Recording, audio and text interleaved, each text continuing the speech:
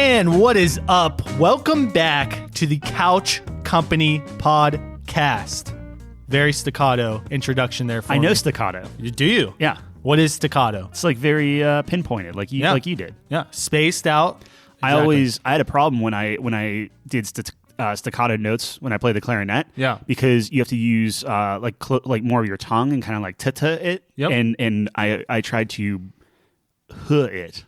I know that it's not coming through well on the podcast. You have to really articulate. You have to be a little bit shorter than what I typically did. My name's John. Hey, John. And the fellow across from me who has trouble articulating is Tyler. Hello. Hi. Hello. And we are the Couch Company. And we got another great episode for you here today. I'm very excited for this episode on just about everything we're doing. Absolutely, because we not only cashed in on what we said we were going to do for once in our lives, we also have big news that came out in the gaming industry, along with another fresh, not so fresh this week, and you'll see why, top 5. That's a good tee up. That's a little on what tease, you're, a little what you're teaser. They call that in the biz. You know what I'm saying? Yeah, I like it. Let's start with the elephant in the room here. The big, massive deal that just happened in the gaming industry. Yeah, can I kick it off? Yeah, just tell us what it is, bro. So this week, the Italian Senate met together. Okay. Right? Okay, and they were on the Zoom call. Yes. A person came in, kind of like snuck their way in, and broke through the Zoom call. Yeah. And puts Tifa Lockhart bent over, just getting pounded at this Senate meeting. Wait, what the fuck are you talking about? Yeah, this got overlooked by a lot of people because of the news story that we are going to talk about. But I just wanted everybody to know that the Senate, the Italian Senate, so 30 people. Yeah. I think one of them was a Nobel Prize winner from 2021. Yeah. Got to see 30 seconds of just hardcore Tifa Lockhart. That's we're living in the best timeline. I guess we're living in a timeline. Dude, I was watching this chart. It was so funny. So on YouTube where you ever go on YouTube on your phone? You know what YouTube is? Yeah, occasionally. Do you know what technology is? I think Tyler? so. Yeah, YouTube's just long form TikTok, right? Yeah, exactly. Yeah. You've been spending too much time with your nephew, bro. I know. Yeah. So on YouTube on the mobile version, you know how you can like post your story now or whatever, or like it's called the community tab, I believe. And it's actually TikTok. No, but it's just a picture, and then like a little blurb above it. Oh, like a little quick like a tweet. Yeah, like kind of like a tweet in YouTube. So it's funny because like when you're going through the community tabs, it's too zoomed in. So if you want to zoom out the picture, you got to click on it. So someone used that to their advantage. It was like all these video game characters, and they're like all girls, and it's like Tifa on there. There's like Princess Peach and shit, and I'm like, what is this ranking? Like, it was a top 10. Yeah. And the bars were all orange. And it's like, you tap out of it's like most searched Pornhub video game characters. I was like, oh, fuck. Yeah. Baited, bro. Tifa was on there. I think she got 3rd. So congratulations, Tifa Lockhart. Yeah, especially with. So anyway, I thought that was a gem of a I can't believe you just said that. I was like, what the fuck is he talking about? I knew you wouldn't get it. So that's why I wanted to introduce it. Second biggest news story. Wait, so it was like on his laptop or something? So you know how people go on Zoom? Yeah. And apparently because of COVID, the Italian Senate are meeting and doing their Senate stuff on Zoom calls. Yeah. So somebody hacked in. Oh, hacked. Oh, I see. Okay. Into the. I thought someone like accidentally clicked on the wrong tab or some shit. You know? Oh, like your worst nightmare. I was like, what the fuck are these guys watching, bro? That'd be even better. That's honestly out of all the. That's why I was shocked. Yeah, no. Somebody went in and like bombed the. Yeah. That is some of my favorite TikTok videos. Is when you like somebody plays the intro to like a Pornhub video. Yeah. Just to see if like their parents know, and their parents like freak out and look at the phone real quick and stuff. I've seen so many compilations of drummers doing the intro. Yep. Like the whole thing. Like there's one that was doing it at a basketball pep rally game or whatever, and everyone's just like looking around. It's like no one can say anything. Right. Like you know what I'm saying? You call people out. Exactly, bro. Yeah. That's the funniest shit. That's because we as a society we're not willing to just accept. Like, it might be an American thing. I don't know. Sure. 100%. I feel like in Europe and our German folks, please correct me if I'm wrong, I feel like they're more like able to talk about sex and things like that. You know what I mean? Oh, yeah. On our side, you want to murder everything. You just want to kill things in violent ways. Yeah, that's fine. Totally. But you want to show a Tifa Lockhart? No. Well, can't do that. I mean, you can't show someone getting pounded, bro. Nature finds a way. Crazy. Yeah, sure. Well, of course, man. It's natural. But what was I saying? Oh, one more thing about that before we get to the actual news. Okay, yeah. Dude, I remember Little League World Series. This was a couple years ago. You probably heard about this.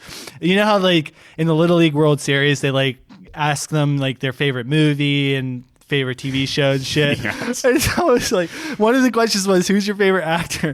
One of the kids says Johnny Sins, bro. And it's on ESPN live, dude. It's like, what a genius. What a genius. What a genius. Guy's a legend. Yeah, absolutely, bro. Man, we are rated X today. Oh, man. Yeah. But Tyler's got some news that's not as exciting as what we're talking about. Yeah, so we woke up and turns out, so you know how the industry, I'm gonna tee this up. We're taking a long way around to this news story. We like taking our time. Yeah, you know how the industry really got, like, so Sony's been coming out with some really good bangers of video games. Right. That's kind of that's how you call them. And so you look at Spider-Man, Horizon, God of War, like these incredible things, and then you look over Final Fantasy, whatever. Then you look over on the Microsoft side, and it's like, oh, hey, I have State of Decay 2. Yeah, exactly. Now I put a lot of time in that game. I like that game. Yeah. Is it God of War? No. No. So people are starting to say like, oh, hey, Microsoft, you're really not doing anything with your first party stuff, and the games, like the good games, are on Sony. Yep. So then you look over at Microsoft's like, okay, all right, hold my beer, that's fine. Let's pull $2 billion out of our pocket, and we own Minecraft now. And a little bit later, you know, the same conversation happens, and it's like, oh, $2 billion, okay, let's pull out $7 billion, and now we own like Bethesda. So Skyrim, Fallout, all that stuff, Doom, it's ours now. And we're going to, obviously put all this on Game Pass. Yep. And then this week, it's like, all right, we're going to keep up in the alley. That's fine. Like, people are still giving us crap for it. That Miles Morales sure is selling copies. So Microsoft reaches deep into their pockets, pulls out, I know we were going to round up. Can I give the actual number? Yeah, give the actual number. $68.7 billion. With a B. Yes. $68.7 billion. But rounded up, that's very nice. $69 billion. And if you want to keep rounding up, let's just call it 70. Let's make it an even $70 billion. Anyway. Not as nice. So they drop that chunk of change and they buy Activision Blizzard. Unbelievable. You might know them, and for people that might not. Yeah. Your Call of Duties, your World of Warcrafts, your Candy Crushes.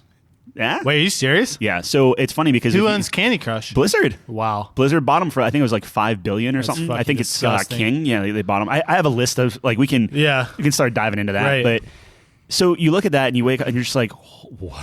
Like, yeah. I don't think there's a bigger story than that in like video game. I mean, maybe like Sega getting bought it, but not for that money. No, I mean that is ungodly amounts of money. So yeah, so that's all popping off, right? And people are obviously rushing around asking all these different questions. So like you see a bunch of news stories, and obviously we're going to we've had about a week to digest this, right? But like when you think about like, okay, $68 billion, like what is that actually? Like, what is that, right? In terms of, like, put it in perspective. Yeah. So, you know how Disney went and they bought, I don't know, Star Wars? Yeah, I know that. Yeah. And you know how Disney went and bought, like, Marvel, right? Yeah, no, I heard of that one. Yep. You know Pixar? The lamp. The lamp, ball. yeah. So, for instance, Disney buys Pixar. Yeah. $7 billion. What the fuck? Disney. Wait, when though? When? Well, so yeah, fair enough. So that was all the way back in 2006, which is a lot of money back then. That's even with inflation, ain't no $68 billion. I wonder how close it is though. Who knows? Bro, that's like 15 years. It's 15 years ago. You know I don't think inflation goes up that high. I know it's not that, but it's got to be at least half. The only thing higher than this on the media chart is when Disney bought Fox for $71.3 billion. Holy shit! Still a lot of money, but dude, how do you get $71 billion, bro? They just sitting on it, man. But oh my god, dude. When you look at stuff, so here's something. Yeah. When Disney bought Marvel, $4.2 billion, like just pocket change. Easy. Disney bought Lucasfilm, $4 billion. Yeah. And it's just, you're looking at this stuff and you're just like, holy crap. Like, now there are two sides. I can't believe Blizzard Activision is worth that much. So it's not. So that's actually over. So we should actually talk about, like, they've been going through a lot of controversy. Like a person killed themselves, a lot of sexual harassment. Like there is a lot of vile and terrible stuff going on at that company. Yeah. And their response was more or less doubling down, keeping leadership of that company where it is, and just trudging on. Yeah. And so you're looking at all this stuff, and you're looking at the stock shares and everything. I believe, if I was researching correctly, I think Microsoft bought them at like 95 a share, and it's not worth that. That's actually higher. That's about where their stock price was before all of the controversy happening. Right. So you look at that, like, Microsoft paid a decent price for them, no matter what but they definitely got them on a discount, right? So you think they're worth more than that? In their heyday? Oh, in their heyday, sure. Like, if they didn't have all this other stuff going on, they were trying to break $100 a share. So, yeah, I guess if you're getting bought out for 95 and your stock, I would have to look at, I don't know what their stock price is now. It's definitely not 95. Right. I mean, speaking of stock prices, and we'll get to this, but like Sony's dropped $20 billion. Like, Sony's stock dipped $20 billion. After this. Wow. It's insane. Why? Well, we'll get to that. Okay. So you're looking at all this stuff, and apparently, so all the companies, and this is the thing that keeps getting thrown around in the industry, so to speak, in the biz, all these companies are constantly talking about acquiring each other. That's just an ongoing thing. So apparently, for the past 13 years or whatever. Is life just one big game of Monopoly? Yeah. Yeah. Yeah. And it's funny you mentioned the word Monopoly. You told me this once, actually, and it's actually stuck with me for a very long time. You were like, capitalism is like, not to get too serious out here. I'm waiting to hear what I said about capitalism. You're like, it's the hypocrisy of capitalism is that the goal is to be a monopoly, yet you're not allowed to. The goal is to edge as close as you can to being a monopoly. Good old edging. Bring it back to our earlier conversation. But that's the case, right? And no, exactly. But it makes sense, right? You want to be as big as possible. Why not? It's all business. It's all business. I'm not going to be. I know we. I'm just afraid that it's like, dude, if Microsoft owns anything, well, if anyone owns anything, you know what I'm saying? Like, think about something like cable. It's a little different, and I'll be the first. I don't know what I'm fucking talking about. Clearly, if you've ever listened to this podcast, but it's like, if you don't have choices, you're fucked. Like with cable, they like district it out. Yeah. And it's like you only have a choice. Like, you only have one choice, so they can charge you whatever they want. So if it's like in gaming, dude, if Microsoft ends up owning everything, like, who's gonna stop them? Well, from destroying it. And that's the one side of the coin. So there's two sides to this, right? I know we talk about what a great deal Game Pass is, right? It's an amazing deal, yeah. Absolutely. And people that are But what if that's the calm before the storm? Well, that's a very real possibility. Yeah. So is hot we are on Xbox in general, or Microsoft. I mean, we just gave 360 the console of all time, like whatever. Yeah, right. So obviously we like it's before Microsoft. they paid for everyone though. True, but that's the thing is like you have to take that in consideration. So it's not like Microsoft came in and said, "Hey, Activision, we're buying you out." Right. Activision was looking for someone to buy them. Yeah, of course, dude. It just happened to work out. So whenever you're Activision and you're looking at this stuff, like name a game that Activision's putting out that's not Call of Duty. That's like a Call of Duty game, right? Like, you're putting all your chickens in one basket. Microsoft literally just owns Call of Duty now. Right. That's what it is. Yeah. Well, no, right. But I'm saying like with Activision, it's like if you're putting all of your games like, oh, does it sell as good as Call of Duty? No. It's not. It's not successful. It sucks. Well, this is a different conversation, but like think about your perspective from Activision. Like when you have the brand of Call of Duty, you know, one of the biggest brands in video game history. Yeah. How do you get away from that, dude? It's almost like a curse at that point. Well, you don't, but it's also how do you handle smaller brands? Like a game could sell, and honestly, Sony is dealing with the same thing where you have something like Days Gone that sells better than Sekiro, but doesn't get the love that Sony gave to Sekiro. Right. So you have these things, and it's the perception of the company, and do you find something profitable? It might be profitable. It still makes money, but it doesn't make as many billions of dollars as Call of Duty does. And when you're putting all your eggs in one basket and you're canning games that don't perform to your expectations, then guess what? And it's a 1 in a million shot. But like a pandemic hits, and now you're looking at stuff and you're like, well, we can't get a good Call of Duty game out the door, just because our production's slowed or something like that. So now you have the option of either missing something, your one big game a year, and either skipping a year, or you're actively hurting your franchise where, hey, yeah, we put out this Call of Duty game, it doesn't have a campaign, and also it's not very good. Okay. And so like that's kind of what you're running into. No, I got you. So Microsoft's just, we'll buy you. So now it's there are a bunch of questions, right? So you were talking about Monopoly. We can talk about that. Not to harp on it, but it's like there are two things. One, is it a monopoly? No. There's so many. Right. I mean, look at someone like fucking Epic, dude. Well, right, and that's the thing. Like Epic can buy anyone either. Exactly. You know what I'm saying? But the concern is you get a couple of these big ones, and then you lose everything. And this is why I love what Riot's doing. I guess Tencent technically because they own them. Well, that's exactly. They're big. They're huge, person. right? Yeah, They're humongous. That's another big player in the game. Well, you know what I'm saying? You keep talking. I'll tell you how much Tencent. Oh my God, I don't even want to know. But so, the whole Riot Forge program, and I'm always going to bring it back to League because, that's where I'm at, bro. Right. But no, I'm just seriously, the whole Riot Forge where they're literally getting these indie studios to make these games. And they announced, a whole host of them. Ruined King was fantastic, I thought. And that's from the studio that did, what was it called? Oh, you're putting me on the spot. Yeah. I'd have to think about it. It's like something Battle something? Yes. Whatever. Battle Chasers. Yeah. And I thought that was very well done. And, they just announced a bunch of other stuff. I feel like that's the way to go, right? Where you can really, you're supposed to give back, I guess. Right. In a moral sense, I guess.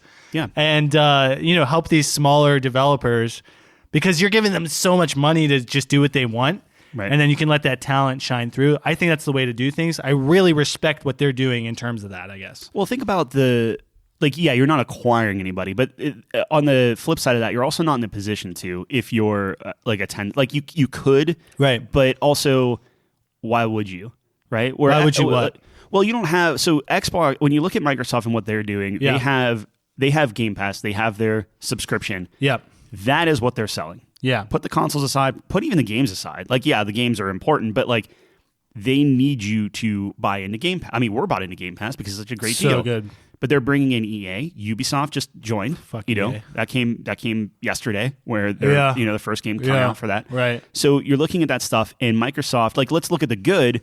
Microsoft is taking a very toxic, even if you're a white dude in that company, still very toxic, very competitive, and you're pulling them into Microsoft. Hopefully, we haven't heard any controversy come out of Microsoft in terms of harassment and different things like that so far, and it's like you're taking that out. Now Bobby Kotick is technically coming on as CEO, or not a CEO. I'm sorry, that's Phil Spencer is the CEO of gaming. Right. Like Bobby Kotick will head up the Activision merger department. Right, exactly. He's getting booted the moment.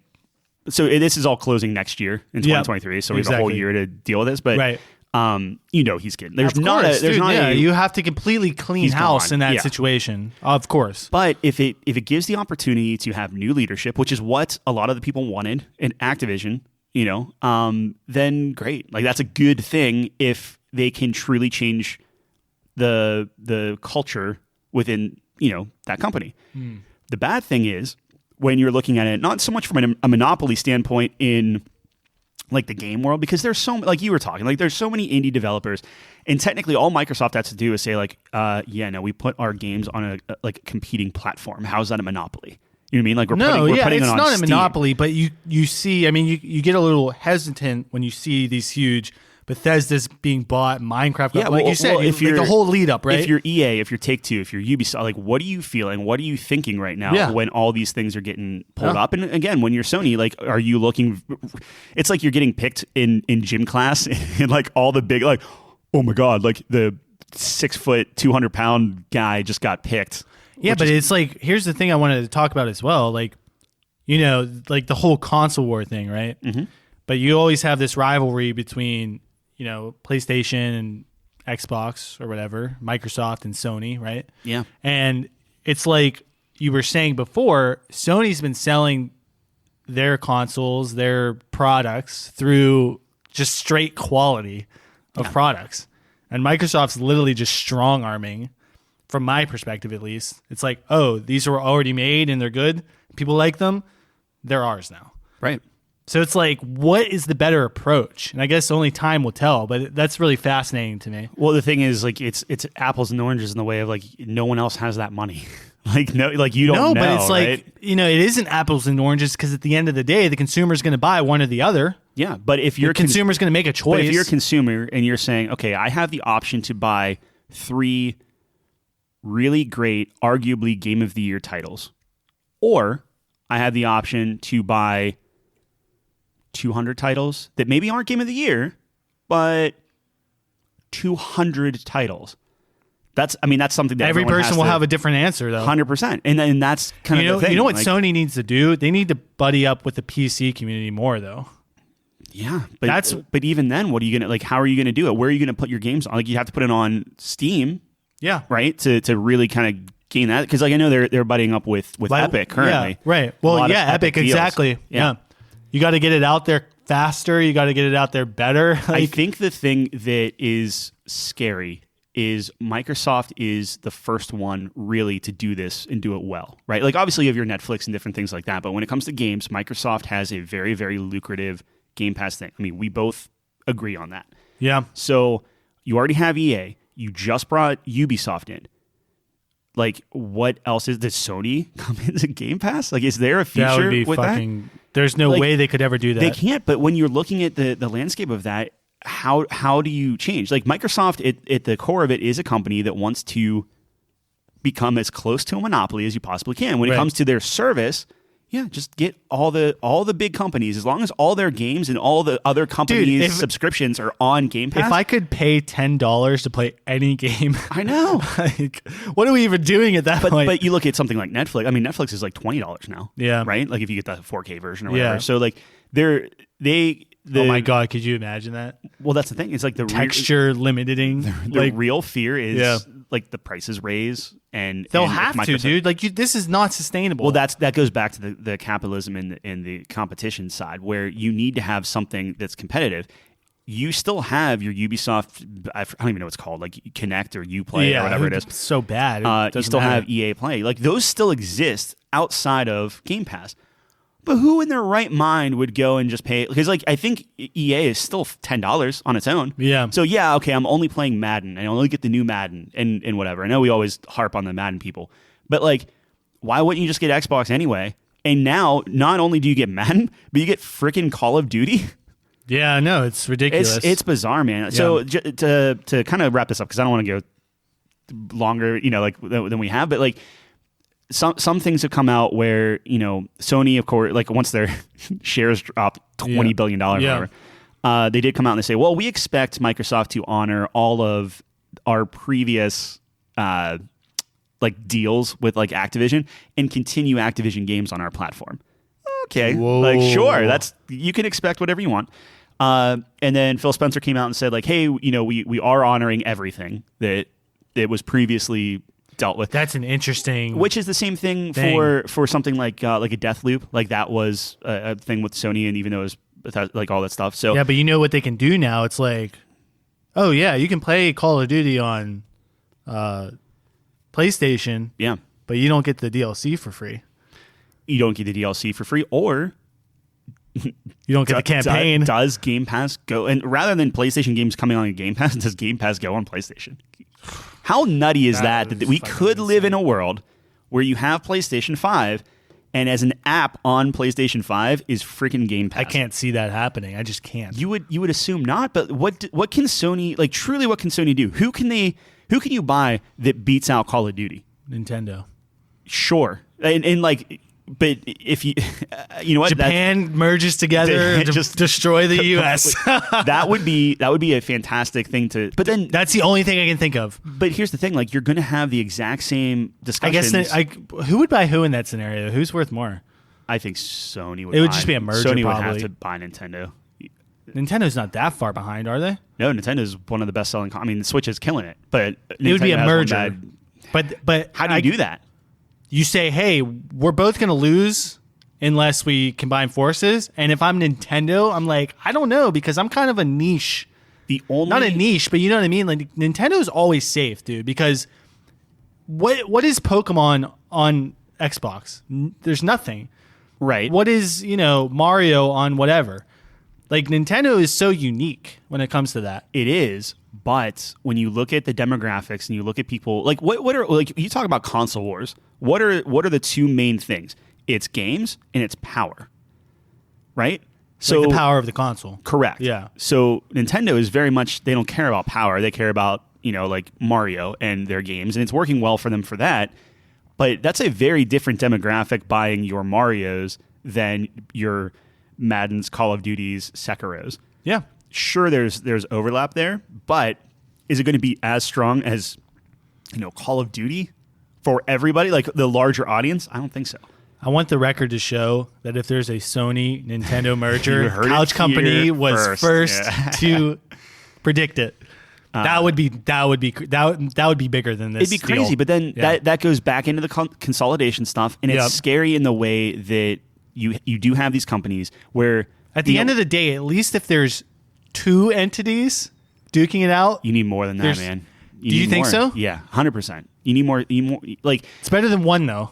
Yeah, it's better than one. It's better than a monopoly. Yeah. My thing is, like, you need, Microsoft is very quickly boxing everyone out and making it so, like, if EA picked up and left, they would look like terrible people. Yeah, but EA fucking sucks. Like, EA's never going to survive on their own anyways. Well, right, but then who takes EA? I don't know, but like, is it like the direction they're actually, I shouldn't even say that, because honestly, it just astounds me that they do, because they release a fucking terrible football game every year and they make billions of dollars off of it. It's unbelievable. Yeah, but it's the same Call of Duty question where, like, eventually people will see the quality and see it drop and drop and drop and drop, and eventually, like, well, not necessarily. I mean, when you're talking about the history of Call of Duty, Modern Warfare was pretty good.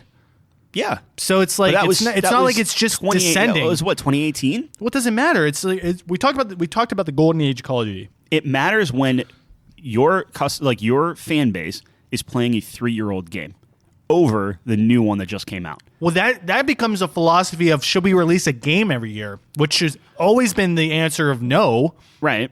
But they just want to fucking print money, dude. Well, but that's the thing, is you can only print so much money. So either you have to continue to upkeep all your games, because I've always thought that. I've always thought exactly what you're talking about, where it's like, oh, people literally still play Madden 08? Right. Instead of their new fucking games. Like, shouldn't that mean something? And it's like, no, because they still make so much money off of new Maddens every year. Mm-hmm. It doesn't matter, because it's all about the consumers. At the end of the day, consumers have the power. If you collectively stop paying for things, they have to change or die. Right. But consumers still pay for it, so it's fucked. The one silver lining is you look at what Netflix is, and then you look at, like, all these other services springing up. So HBO Max, I argue we use more than Netflix at this point for the content they have on there. Disney Plus is just absolutely dominating it with all, like, their properties and stuff. Yeah. And then you have, I guess, less like Peacock and Hulu and stuff like that. Yeah.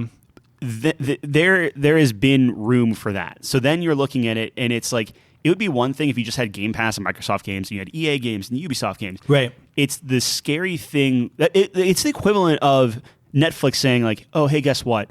you can get Hulu. All Hulu's content is now on Netflix platform.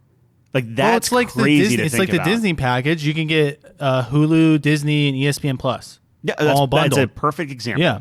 So that's what Microsoft is doing for Game Pass. Like that's the darker side of it, where if Microsoft boxes everyone out and makes it so, makes you so dependent on their service versus like owning games. And we had this conversation whenever Apple did music and Netflix did movies and things, and I was super into growing my music collection, growing my movie collection, and now it's like I don't want any of that crap. I just want a service, and I know in theory I'm just like renting these things. Like I don't own anything, I don't have anything. There's nothing persistent about it, and it's just like I don't know. It's such a weird. Yeah, thing. there's good and bad to each side of it. Like, yeah, it would be super nice to have one. I mean, how much have I talked about this? Where it's like, man, I wish everything was on Steam, but if Steam's like the only thing out there, there's never any incentive to innovate, any incentive to improve. You have no other choice. So, and like honestly, since I've been, the Epic Game Store it looks pretty nice. You know what I mean? Sure. Everything like that. Although it didn't work when I was trying to buy Final Fantasy, but I'm pretty sure that's because everyone was trying to buy Final Fantasy when that came out. But it looks pretty nice. I actually like the Xbox app as I've gotten more familiar with it. Like I was telling you, I literally uninstalled Halo from Steam and put it on Xbox just through consolidate, GameSpot. yeah. Exactly, because I'm using so much shit on Game Pass. Well, man. that's one thing we didn't talk about is like what happens to the Blizzard launcher.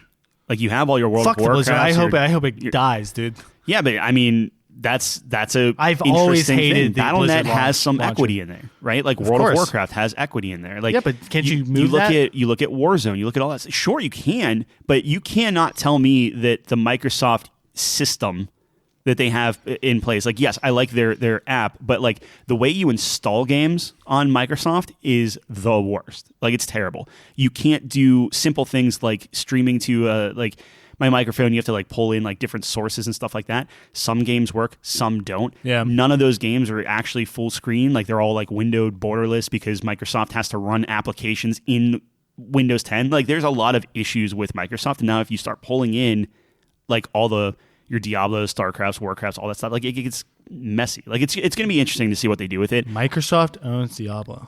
That's insane. How do you feel about that? That's your most played game ever.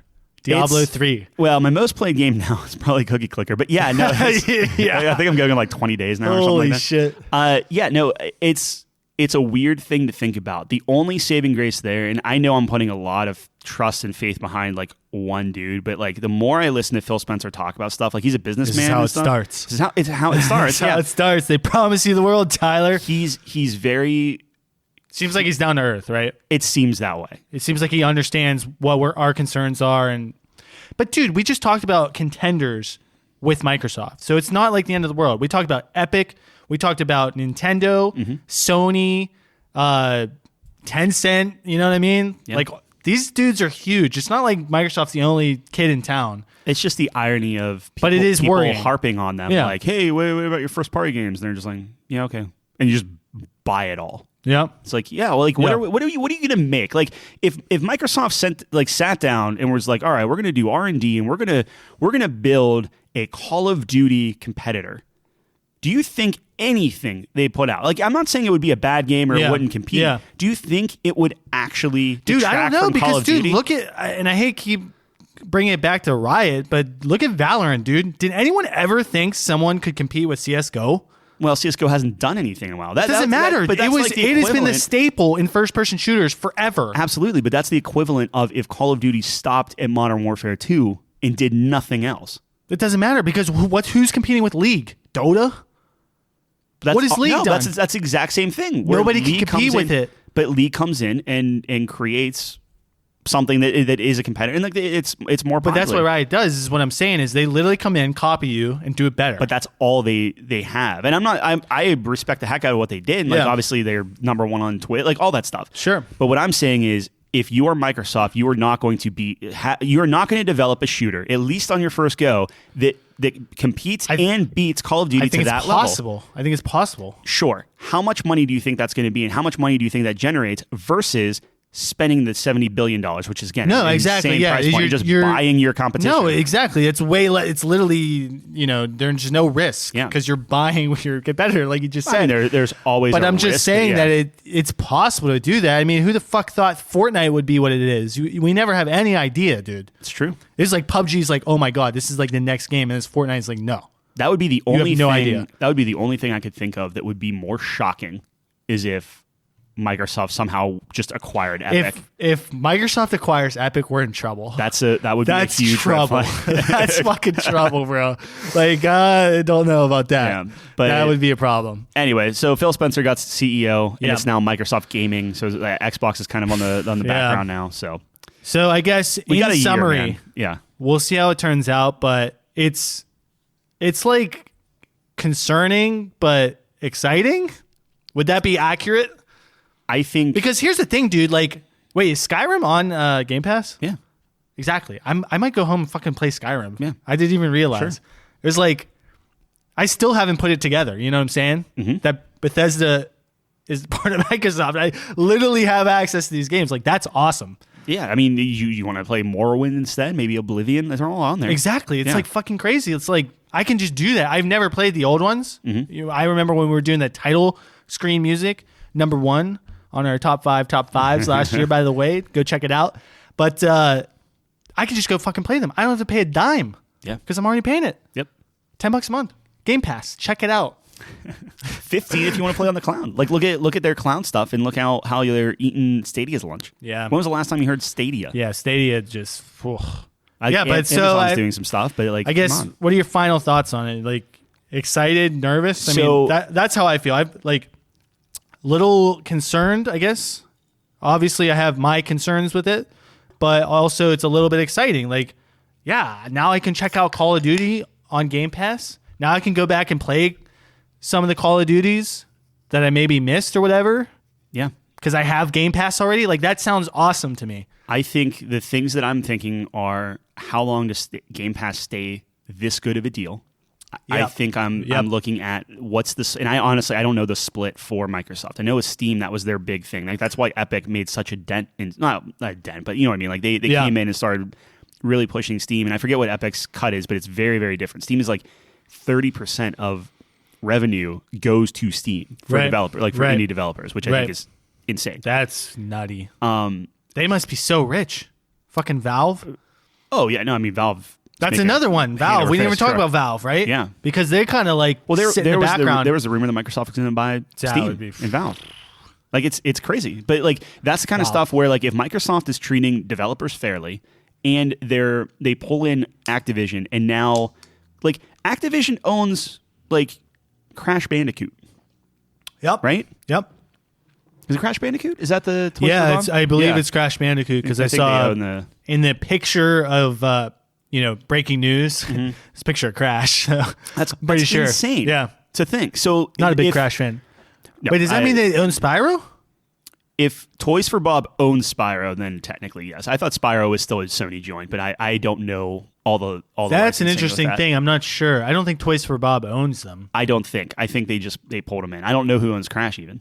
You know, like all of that it's up stuff. in the It's just air, like yeah. it's such a weird thing to I'd love a new Spyro think. game. If developers are being treated fairly, if Microsoft buying this means that now it's all these old properties that Activision had and are just letting wither on the vine. Yeah. If they're kind of invigorating old classics and either remastering or remaking and doing all these things with new properties and new IP to get people excited about that stuff, like I'm all for that. Yeah. But you have to be hesitant 100%. because this can go south real fast. The you know what I'm thing saying? is, if Microsoft, as much as I like Phil Spencer at face value, and I think he's a good guy Right. from everything we've seen, which Yeah. that's very, very, very little. Yeah. As much as I admire how he completely like, if you look at where Xbox One was, holy crap, is this a complete like reversal, like insane? Yeah.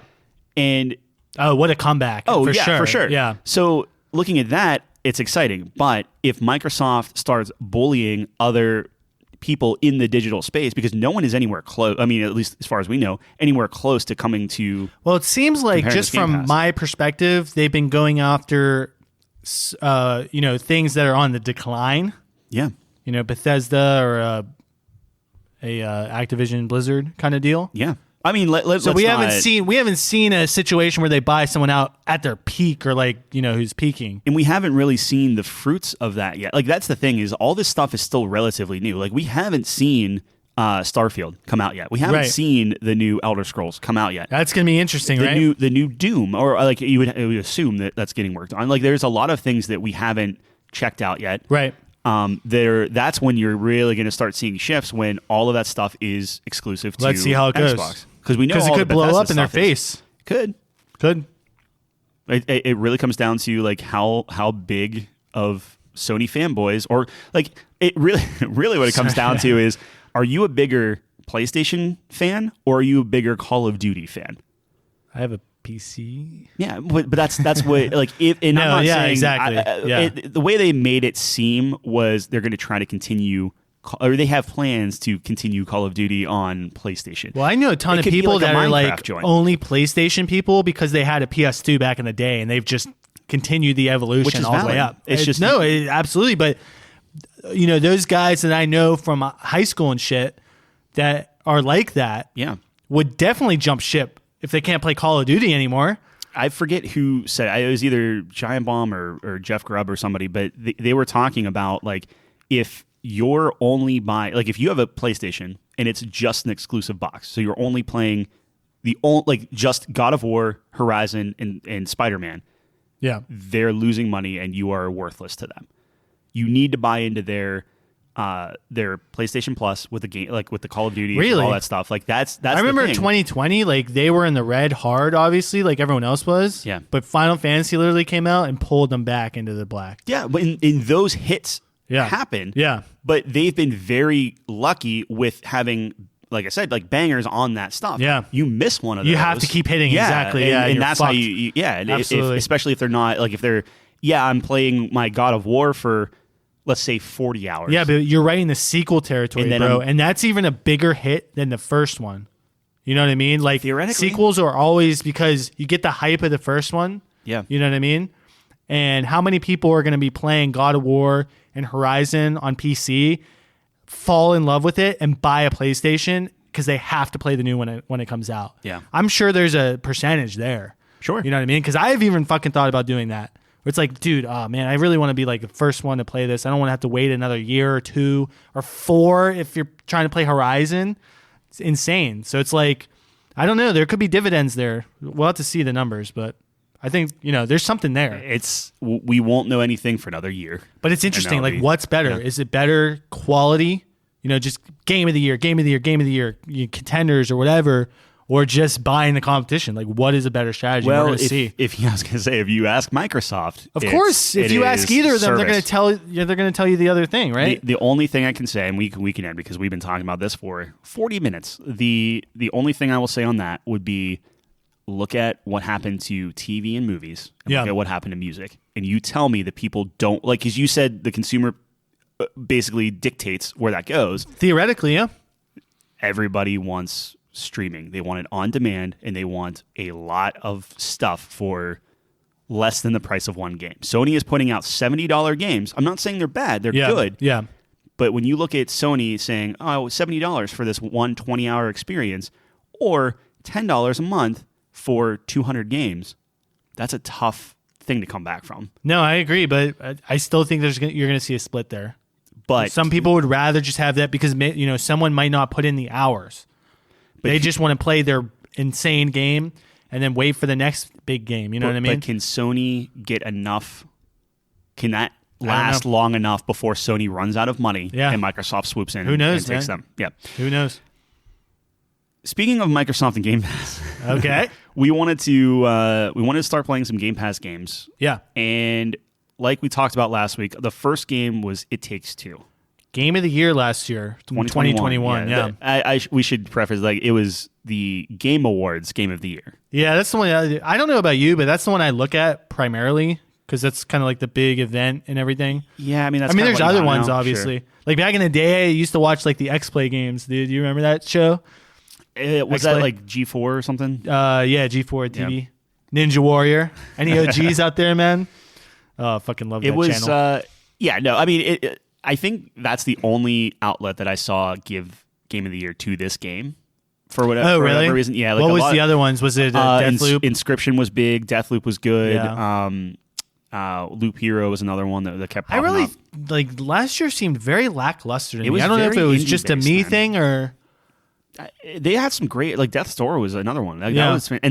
So another thing, Death's Door, Game of the Year on some outlets, just came on Game Pass. Yeah. But dude, look at something like 2018. Yeah. Wasn't 2018 Spider-Man, God of War, and Red Dead 2? You would have to go back to our episode where we we run them down. But yeah, I think it's something close to that. Yeah. That's disgusting. Yeah. Spider-Man could win Game of the Year like any year. But it literally ran into God of War and Red Dead 2. That's true. Yeah, well, like that's the thing. That's how good. So like compare that to 2021, man. I don't even think it's close. Yeah. So we played It Takes Two. Yeah. We have some thoughts. We do. We have some headings. So this is our first, I guess, official review. Yeah. So we said at the beginning of this year we want to, talk about Game Pass. Exactly, Tyler. We both have Game Pass now. We both love it. We want to just start taking advantage and doing some reviews of games on there. We thought a natural first step is reviewing last year's Game of the Year. At least Game of the Year contender in a lot of, I'm sure it was at least a nominee. Yeah, and it like all the stars align. It takes two. There are two of us. It was serendipitous. It's a couch company game, and that's how Tyler completely described it, right? Like you can sit on a couch and play this game. It's like designed for that. Obviously, we played it over the interwebs. Well, yeah, I mean, it's 2022. It's 2022. Yeah. But, it harkens back to a time where you're just playing split screen, man, because it's literally a split screen game. And we actually have the full recording on YouTube if you were ever crazy enough to watch that for fucking 10 hours. 11 hours, I don't know, like 18 minutes, something like that. Yeah. Okay, so the way we want to do this is we came up with our rating system, and maybe we can review that at the end when we're about to give a score, to update everyone on how that works again. Yeah. But we're going to break it up into a couple different categories here just to keep it a little bit more organized.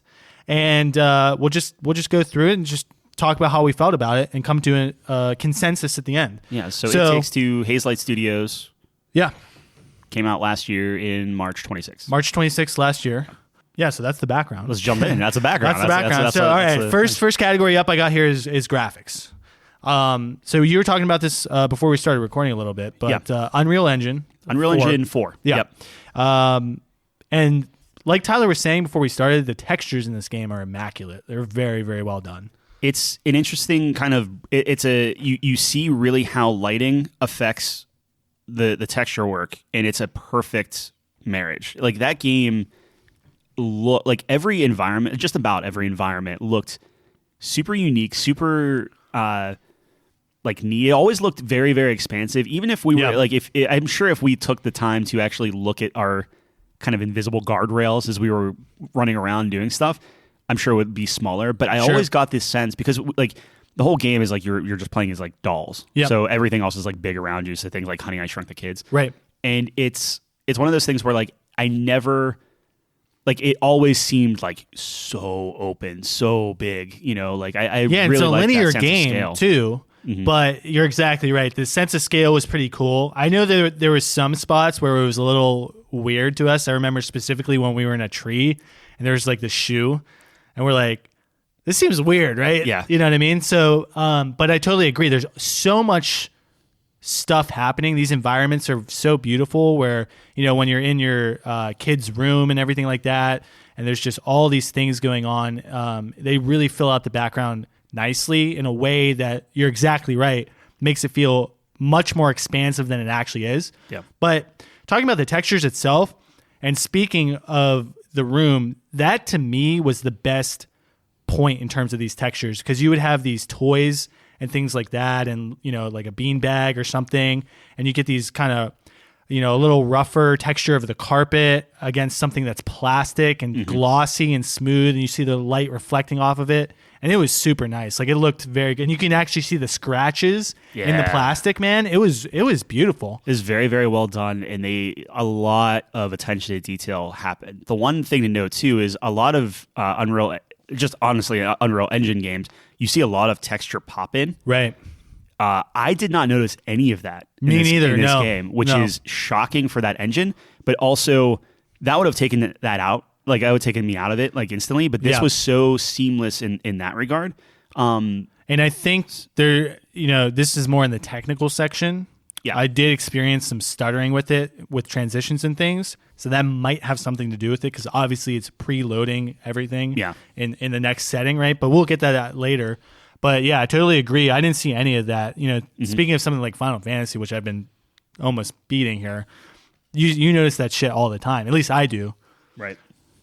So yeah, I think graphics are really, really nice. I like, we were talking about this before. Maybe this is just a me thing, but you can tell that they put all the effort into your doll form and the toys and everything like that when you're in that form, because the human characters to me didn't look that great. They looked a little bit off, a little awkward. Mm-hmm. We were making fun of the daughter character a lot because she has this like dead creepy pan stare the whole time, and like the facial expressions like are kind of not there for me. So did you feel the same way? 100%. I was looking at like some of the stuff, like texture work on the eyes for like the dolls and stuff, and like even the eyes were so much more expressive on them versus like the humans. Like the bugs and stuff and animals, the eyes are like the totally reflections in them and the way that they moved and everything was so good.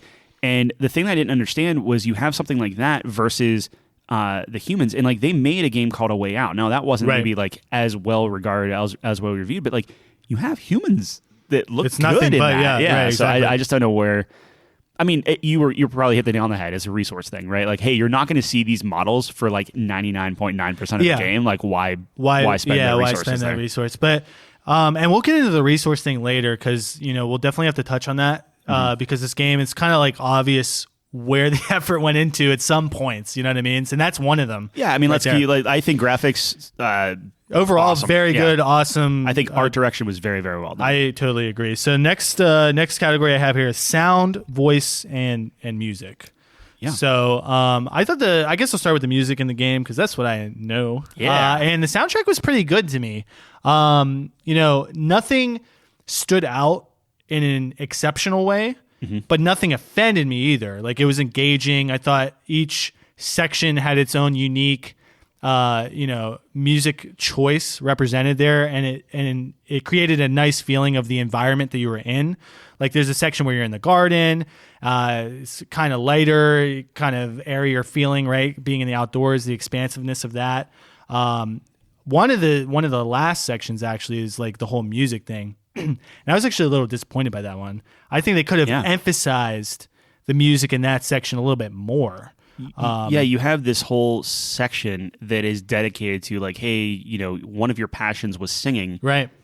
Like, and maybe it's just because like last year the same year this came out, you had a game called the Artful Escape, which is also very music centered. Yeah, and it's so good. Yeah, and when you think about that and you compare it, it doesn't have. I would forgive it because you said like nothing really stood out. No, I wasn't. Forget it if the entire game nothing stood out and that last section really stood out, is like, hey, this is all the music budget, so to speak, was put in this section. Right. But I would argue like it was very and we'll get to that in the total kind of like tally, but like it was pretty lackluster. It was very lackluster, and when you have a section that's dedicated to music itself, that has to be the primary focus, and even little things like. So in the game, you obviously get these different powers, for each level that's kind of unique to that level, like a Mario Odyssey kind of type of way. And in this level, Tyler specifically, because his character was the one who, singing was her passion, gets, attacks and things like that is music focused with the voice. Those didn't even sound that good to me. Like, you gotta, that to me needs to really be the focal point there. I don't know if you agree with that sentiment. Like, your attack was like, and this is very musician of me, but it wasn't like, it wasn't even any pitch or anything. It sounded like just like a yell or a yelp or something like that. It's not even like, to me, it should have been a little more musical in that sense. I think it made sense in the context-ish. I agree with you, but it was almost like the actress that they got to voice my character, May, was... It was like, hey, here's this script. Here's everything you're doing. Yeah. Oh, by the way, at the end of the game, you have to sing. And it's just What? She's like, it seems like something she put on her resume back in the day. Never took it off. She's not bad. No, it's fine. She's definitely not bad. It's also not like you sing the same dude, just pull a like Disney melody and every single time. Like pull someone else in. Exactly, yeah, dude. Because nobody's gonna be offended by that. Right. That's gonna be your focal point. But all in all, the music's okay.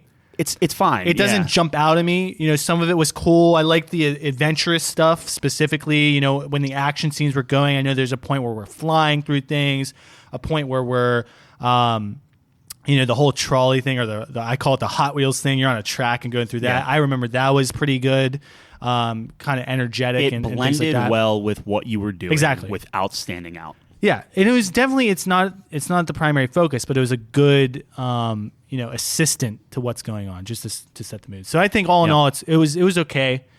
It was all right. Yeah. To the voice stuff, to me, I thought the voice actors were really great on my end. Yes. Yeah, I didn't particularly care for May's certain words. Like every time you said my name, like she would say like Cody, but she wouldn't say Cody. She'd be like Cody, and it just that grinded me towards the end. Yeah. There's a book character that has just like this like overdone accent, but like I'm sure that was the direction given. Yeah. And it's like, well, I'm not even gonna say boring. It was annoying, but like he was supposed to be an annoying character. Yeah, so it kind of for made sure. sense. I think all the other characters were voiced pretty well. Some of them, like whenever they said something, I was like, oh, that's not how I would have pictured that voice until they started talking, but they made it work. So the mercenary beetle and stuff, like just he's like, hey, I'm a mercenary, it's kind of a weird thing. Yeah, a lot of people were from like New York and Boston, like that. Just yeah, that the accent. frogs was like two taxi. It's kind of funny. Like one was like a French person, the other one was like, well, that's just New York Sure. cab drivers, but yeah, no, I thought it was solid though. I thought everyone was pretty good. Nothing offended me. Nothing was like this is awful. You know what I mean? So that's a good start. I remember the elephant.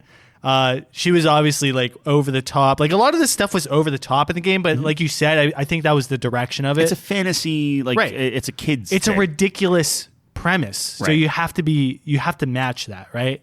You have to go over the top. So I thought it was pretty good. Was it the best voice acting I've ever heard? Was it astounding? No, but I thought it was. I would say solid for that. I would say it did a little what better needed, than average. It was kind of like the music. It did what it needed to do in the moment, and it was fine. I think Cody, like whoever voiced Cody, I should have looked it up.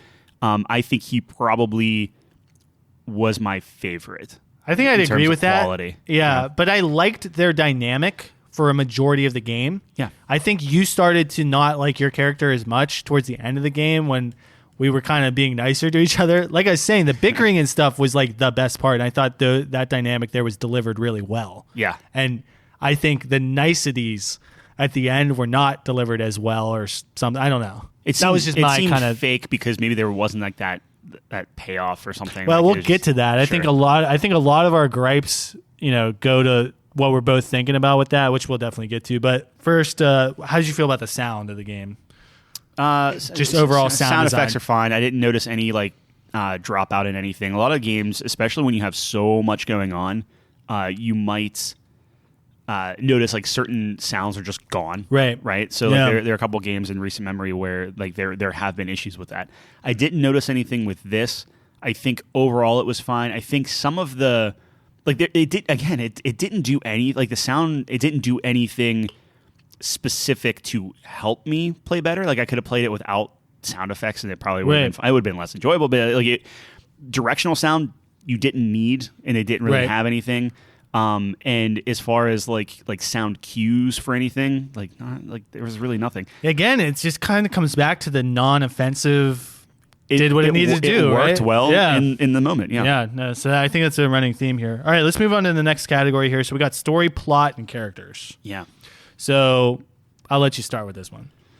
Okay, story. Well, story and plot, I mean, same. Yeah, so same story, thing. plot. So the story is you have two people, May and Cody. They are getting a divorce, and their daughter is like, I don't want you to get a divorce. And she cries into a magic book that rips our souls out of our bodies. So it's not like we like shrunk down into dolls, which we thought originally. She left us in a comatose state. Yeah, we were literally sitting there. Yeah, and we just go through this adventure, and basically the whole premise is we have to find love again. Right. And I don't know how spoilery we want to get with this kind of stuff. But let's just say, like, we come to a mutual agreement, whether we're together or not. We'll let you can play the game and find out. But we were very bickery, and we were very kind of like at each other's throats. Yeah. At the start of the game, and we both grow as humans, and then eventually get out back into our bodies and go and tell our daughter how much we love her. Right. That's really the story. It's not anything like drastic. Like, you constantly have this book essentially forcing you into couples therapy. Yeah. Which how did you feel about the story? Okay, so my thoughts on the story was I thought it was pretty good. I know we had a lot of fun with it because, in the beginning of the game it was over the top. It was ridiculous. There was a lot of surprising moments that we did not expect from this game, which was really fun. And obviously the book was really annoying and stuff, but that's his purpose, like we said. And I thought we were, getting somewhere. I know for me specifically, the snow globe level was kind of like the turning point in our story there, where we, really start to reconnect and stuff. Mm-hmm. But it really comes down to kind of something that we were dancing around this whole time, is the end of the game is just completely rushed and kind of forced. So you have this nice arc that's happening between these two characters, which I thought was pretty good. You had the bickering. I thought that stuff was really good. And we're kind of slowly, learning these lessons and stuff and going through these hardships and, working together and everything like that, right? And then you kind of get this hump, which to me was like the snow globe level, and it's just like a straight downhill dash to the end, and like before you know, we're at the end, and it's like we don't even know where we're really standing or anything. It's like, I don't know. To me, it was like they ran out of time, and the end of the game was like, okay, here you go. That's what it seems like. And it's a shame because we were up to that point very hot on it. Oh yeah, maybe not necessarily like the story so much, but like, we were very much into like everything going on, how creative it was, and things like that. What's the next category for that? Is it after story, plot, characters? Character? Well, no, but like what's the category? Like, what's the section after that? Is that gameplay? Gameplay, yeah. Yeah. So I mean, do we just want to kind of like blend the two together? Yeah, we can. I mean, it's not even the gameplay. The gameplay was good, but for me, it was the whole aesthetic, the whole feel of the game. Like, I love the ridiculous nature. So in the middle of this game, you find yourself in between this huge war going on between squirrels and bees and shit, hornets. And it's like so wild and imaginative and like just insane. And it's really crazy. But so that's how it starts. But then, like we were talking about, the last level is this music thing. And it's like so kind of boring and just through the motions and not as exciting and imaginative as that beginning part was. It was a very it looked like a big like hump. Like, if you have this line graph, right, and it's like this constant arc, and kind of like what you said, there's like this snowy level just about like when we like kind of reconnect and remember why we got married in the first place or whatever. And you're right, it just kind of goes downhill, where it's like it seemed like every new level, and we were talking about this last week, where like every new level you had like a new ability and a new creative thing, and then it just seemed to unravel a little bit and devolve into this like very kind of cookie cutter, by the numbers, like, okay, and you attack and you hold something open or something like that, and you go from these like really creative puzzles to, I don't know, just shoot everything and like just beat everything. So here's just an example of going through the levels. So the kind of midpoint of that game that I'm talking about, the climax in my eyes, the snow globe level, is the level where we have the magnets, and we did all that cool shit with that. So many creative puzzles and things you could do with that, and the environment with that also was awesome. Like, this whole town, there's Ferris wheels and there's sled riding, there's a half pipe, there's all this shit you can do. Like, you could literally spend an hour just exploring this town, and then you get to the garden.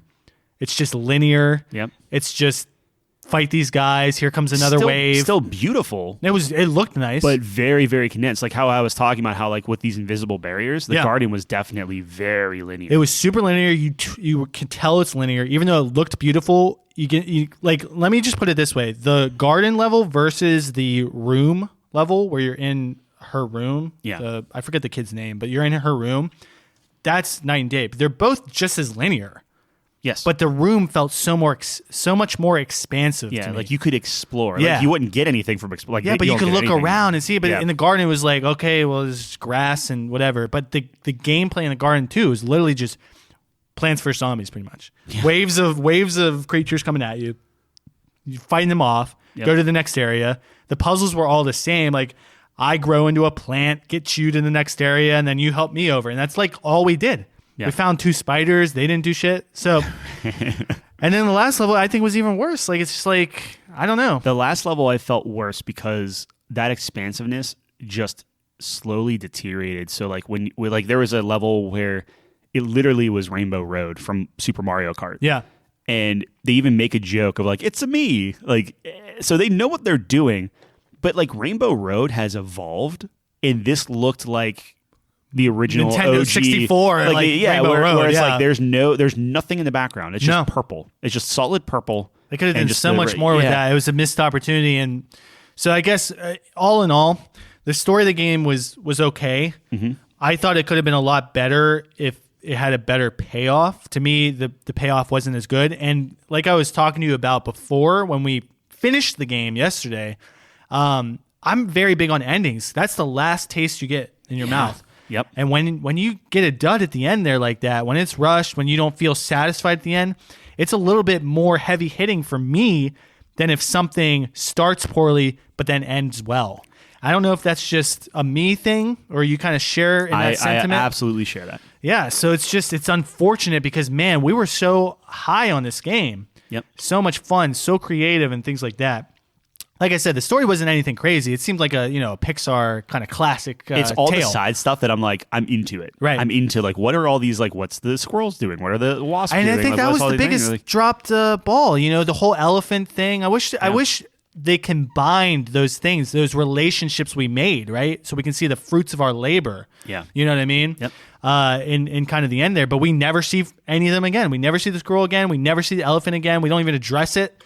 We never see all these friends we made along the way or something like that.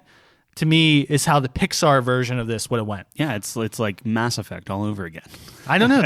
Honestly, it just seems like what was the point? Yeah, we murdered all these things. Yeah, I agree with you. I think, and that's a perfect thing to bring up for the gameplay. I think the gameplay follows the same suit. I think the difference is the gameplay. It was very, very solid and very, very clever. I think how many times did we say during the first maybe 6 hours or the first half of it, where we just kept saying like, oh, that's clever. Oh, that's neat. Oh, that's a just cool when you think solution. they've run out of ideas for these puzzles with these 2 objects you have, bam.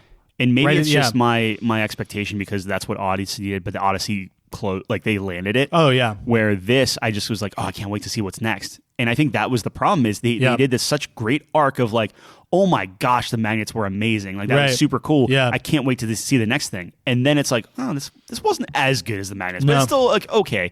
And then it's just like, oh, this was even kind of worse than the one before. And it just it really just went downhill fast. So the gameplay was really cool. I thought it was smooth. It was slick. Mm-hmm. It was very responsive, and I did enjoy. I mean, I had trouble with the controls because I was playing Guardians at the same time, so some of the dodge was different. But I think it felt very good and very responsive. I agree with you. Yeah, absolutely. And it was very friendly in terms of, how you conducted yourself in there. Yeah. And what I mean by that is, there's like grappling hooks and stuff you can get and you can grind on rails.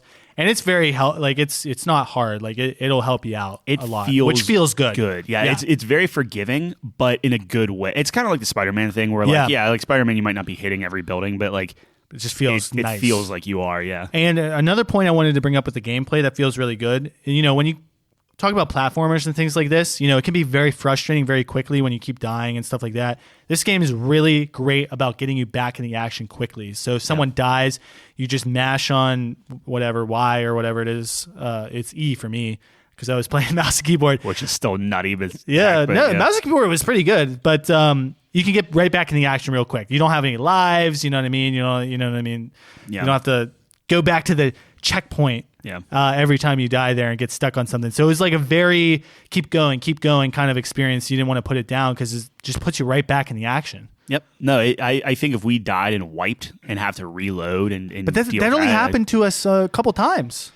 Yeah, no, like that's what I mean. Like I think that's the reason why it never felt like a chore. Like you were like, oh, hey, I died again. Like, well, whatever. There's no. It's like, always what's next. What's forward. next? Exactly. That progression. So that feels really good, and I think that's something I give a lot of points to, because that's how you keep people engaged for sure. I think it also lent itself. Like there are a lot of like little mini games and stuff. We don't have to go super into detail with those, but like there's like literally you could play chess. No, it was awesome. Yeah, the mini games were really cool. fun. Tyler beat me a lot of the time because it is suited for controller. It's made for a controller. Some of them though, like the shooting one, like I was like, oh, you're fucked. Anything that you had to rapidly fire something, I'm literally like squeezing a trigger that is fatiguing, and you're clicking a mouse. Like it's a little different. Yeah, sure. So yeah, all in all, I feel like gameplay pretty solid, I would say. Would you say that, like, how many, I know I threw out the 6 hour mark, but like, if we're being honest, so we played the game for 11 hours. Yeah. Would you say, like, the last session we did was about 3 hours. I don't think anything was particularly awesome, which is a shame. In the last session? No, yeah. Exactly, yeah. So we're saying about 9 hours. About 9 hours of solid, I'm having a blast. Yeah. And then about 3 hours of like, what happened? Yeah. It wasn't bad. Okay. It wasn't like, oh my God, this sucks. But it's that drop in quality where it's like, this is freaking amazing to like, this is very mid. Yeah. That makes it seem bad. You understand what I'm saying? 100%. So it's not bad, but it's such a drastic difference. Mm-hmm. It's like, wow, what happened? Like to me, it's just like we ran out of time. Or, you know what I mean? Like that's certainly what it felt like. That's what it felt like. Like I could see the timeline coming up. You know what I mean? It's like there was not, because we talked about this a lot and we were giving it so many praises that every little detail, it seemed like they took their time with, you know, things that you thought of. One thing that comes to mind, the snow globe level, you know, you can slide down these hills and stuff. They didn't have to do that. Right. And it's not even necessary, but it's those little things that they put in the effort with. And then the last 3 hours, it was less and less detail, more sparse environments.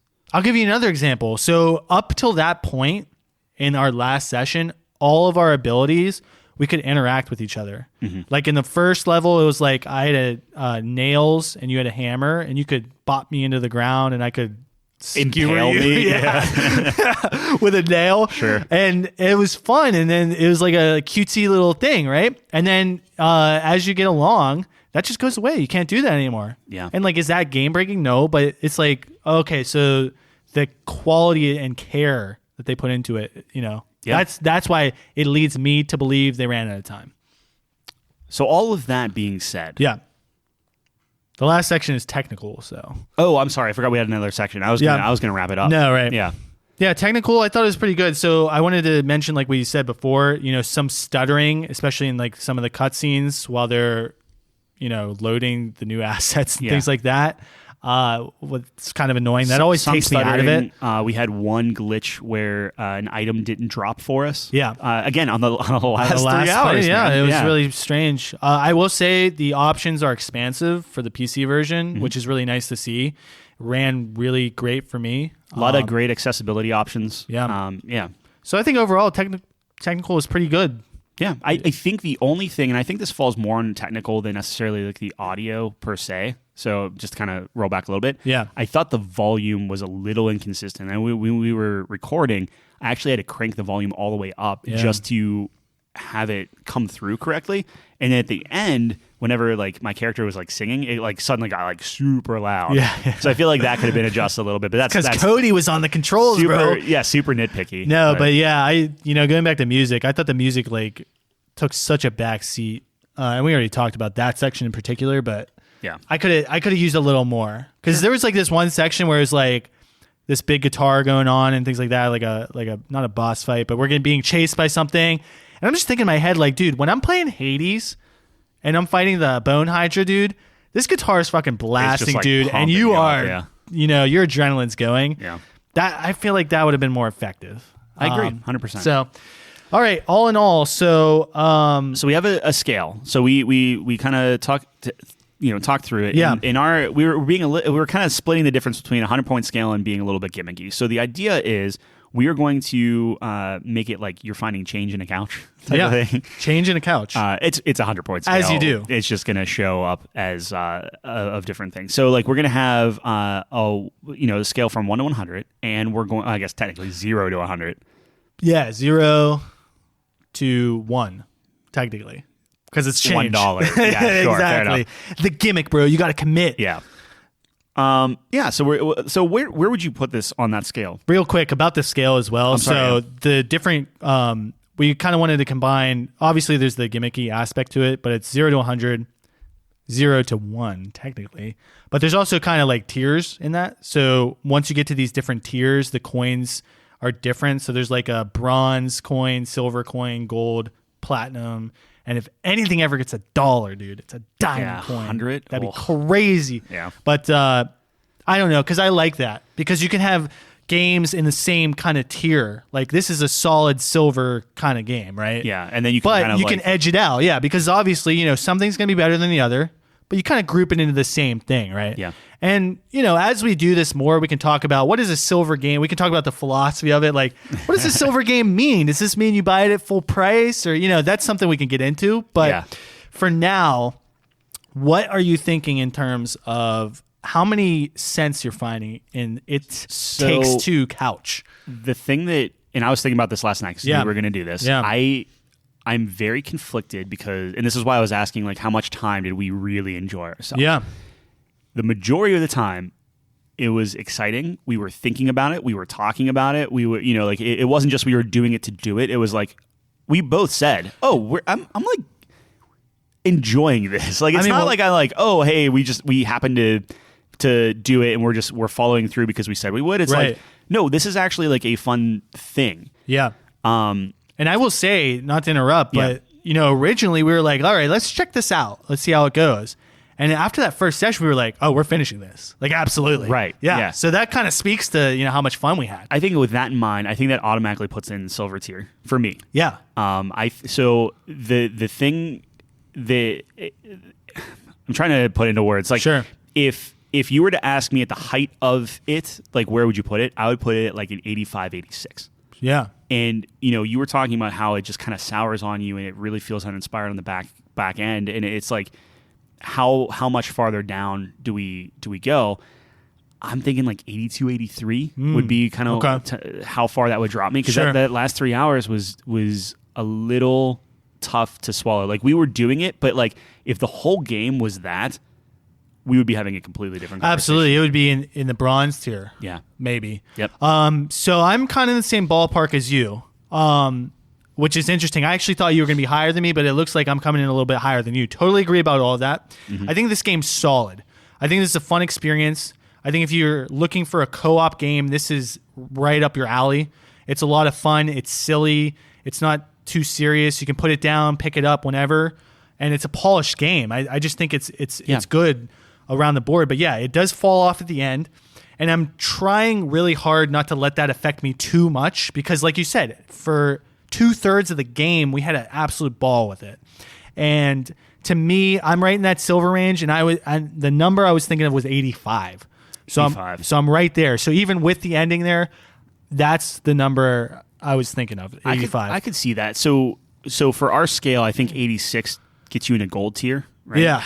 So I'm willing to come down and meet you halfway at 84. I think if a nice solid silver coin. If a third of your game or a quarter of your game or whatever is vastly like disappointing compared to the rest of it because they set such a high bar. And then here's the thing I kind of come back to. It's only disappointing because of how good the exactly. So I try to keep that in mind. It's like, okay, I'm really down on this end because I had so much fun. Yeah. So if this game's giving me so many expectations while I'm playing it, it's pretty solid. Like, you know what I mean? If we were talking about the end crushing it, we would be talking about gold right now. Right. Easily. So it's like, how much does that bump it down? Yeah. How much does that bump it down?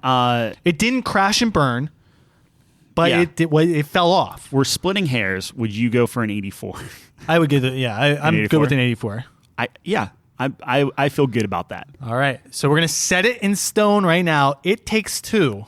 Game of the Year, Game Awards. First game we're reviewing. This is first game we're reviewing is a nice 84 silver coin coming out of the couch. Yeah. So I think that's great. And Tyler and myself were talking about this before. Much to the similarity of our top 5 lists, we're going to create another section where you can check out our reviews.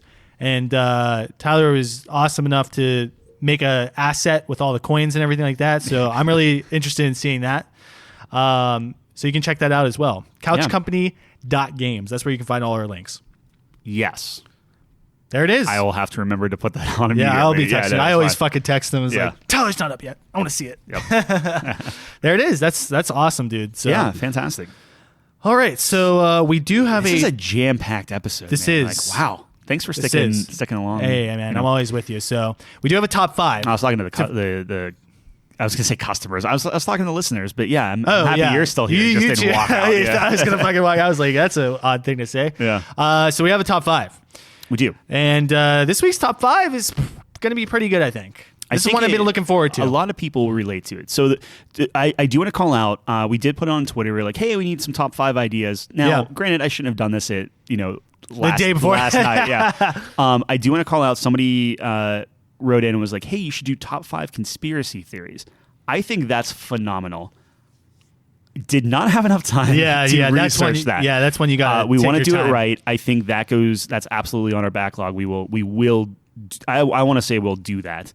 But yeah. So why don't you tell us what the top 5 is? All right. So this week, like Tyler was saying, we got a really good one with conspiracy theories, and we want to do our due diligence on that one. Research that and everything. So I was thinking, what is something that we've done our whole lives that we just know? For better or worse? For worse, for sure. Okay, but worse. Kind of better in your feels. So this week, we are going to do top 5 fast food restaurants. That was such a build-up. And no, people are going to be fucking excited about this, man. When you talk about fast food, everyone's got an opinion. We probably haven't seen this many opinions, I'm just guessing, since like fruit. Or Pokemon. Fruit was a huge one, yeah. Pokemon was a big one too. But we're going to do top 5 fast food restaurants. Tyler, as always, give us the rules because this one's an important one. What is a fast food restaurant? So we thought long and hard about this one. This one's a little tough. I know a lot of people consider fast food restaurants, they're like, oh, well, does it have a drive-through? I think we've gone a little bit further beyond that. So we were talking about some rules. A couple of them are going to be something like you can't order food when you're sitting down. Like you have to go to a counter, you have to order it over the counter. I'm going to put an arbitrary time because obviously fast food restaurants are wildly different on like when they get you your food. But I would say within like 10 minutes, right? Yeah, like it's just like it's unless fast. it's crazy busy. Sure, there's always exceptions, but I think that's a good thing. So there's that, and I want to say that it's like you can't like there's no waiter or waitress. Right, is a big one, right? Like you're not talking to somebody that then goes off and like gets you stuff. And then obviously it has to be a chain, of course. It has to be a chain, yeah. So like these like one-off like diners and things like that don't technically count. They could be the fastest things in the world, but does it have to be a national chain? I don't think it has to be that national chain. Okay. I think it just has to be a chain. Okay, very good.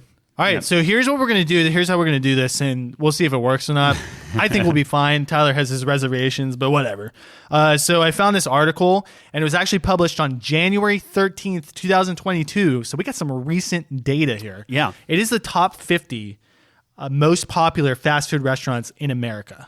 Yeah. So I'm going to scroll through this list. We're going to go through each ones. I'm sure there's a lot of them that were just it's going to be immediate rapid knows. fire. Yeah. But why don't you get your little tablet out here? Okay.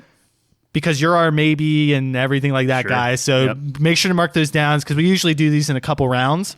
So first, we'll just go through these 50. We'll get our maybes. Maybe something will make the list. And then we're going to keep whittling them down like we always do. All right, first on the list here, I was telling you before we started, it's a place called Checkers and Rallies. Yep, no idea. No idea. It looks cool, though. 49, Jamba Juice. I know Jamba Juice. I've never been there, so I don't think I've gone to a Jamba Juice where I haven't instantly got diarrhea, so we're just going to, it's really rough. All right, we're going to go next. Einstein Bros Bagels. Also very good. Yeah. I actually didn't think about them. I would say no. This is why I wanted to do this list, because it's going to be like, oh, yeah. Yeah, I would say no just for lack of variety. Yeah. But they are good. I love a nice bagel from a place, though. The only thing is Einstein's, I would have to have that next to a Bruegger's, which I'm sure is on that list. I think Bruegger's is better. I think Bruegger's is better. I think Bruegger's is better as well. All right, so we're going to go to the next one. Carvel. No idea. It's for like ice cream, I think. I think I've been to one. Okay. Sbarro. Ooh. The pizza. Yeah. No. I Yeah, think me there are better neither. pizza No, chains definitely out not. there, yeah. Shake Shack. Also no. Yep. Wingstop. No. You don't like Wingstop?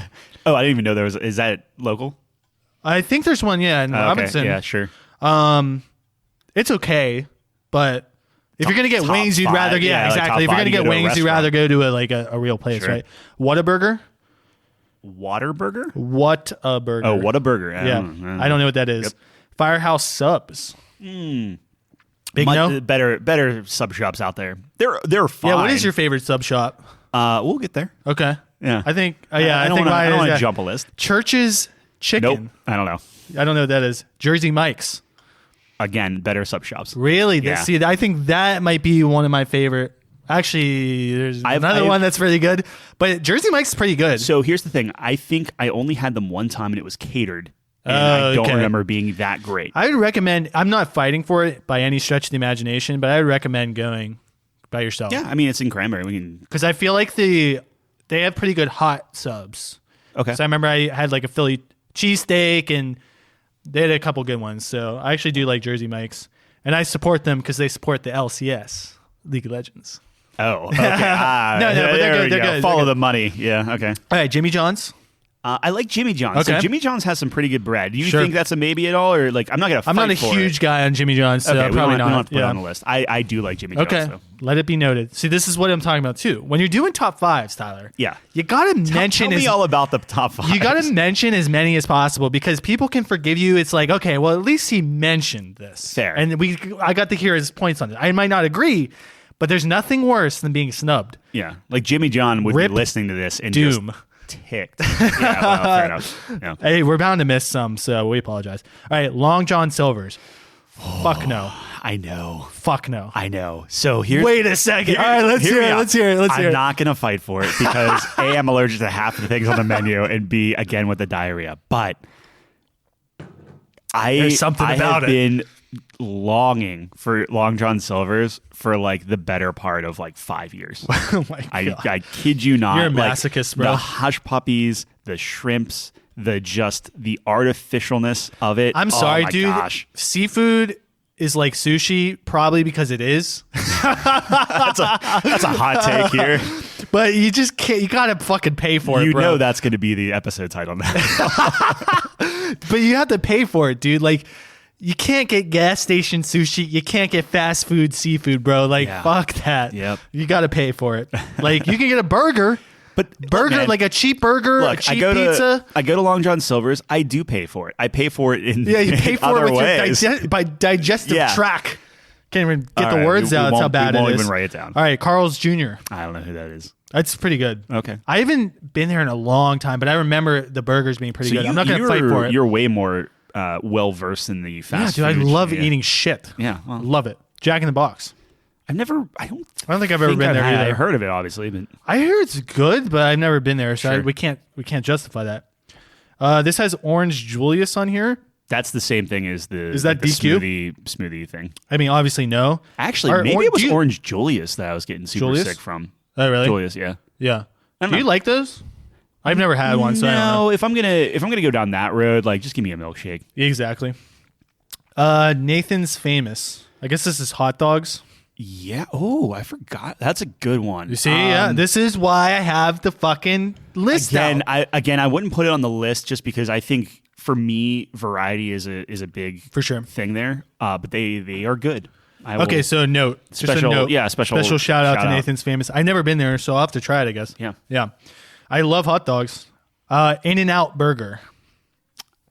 Overrated. It's in my in California, right? opinion. No, I think we have an In-N-Out here. Do we? I could be wrong. It's a I California might be classic. I'm wraps thinking of exclusively with- Shake and Yeah, yeah. Steak and Burger. Shake. Steak and Shake. Yeah, never mind. Yeah, In-N-Out, I believe, is only in the West. Yeah, I don't know. I hear it's good. It might be overrated though, but Sure. Well, neither of us. I'm not be thinking there. of them. Yeah. Annie Ann's, the pretzel place. No.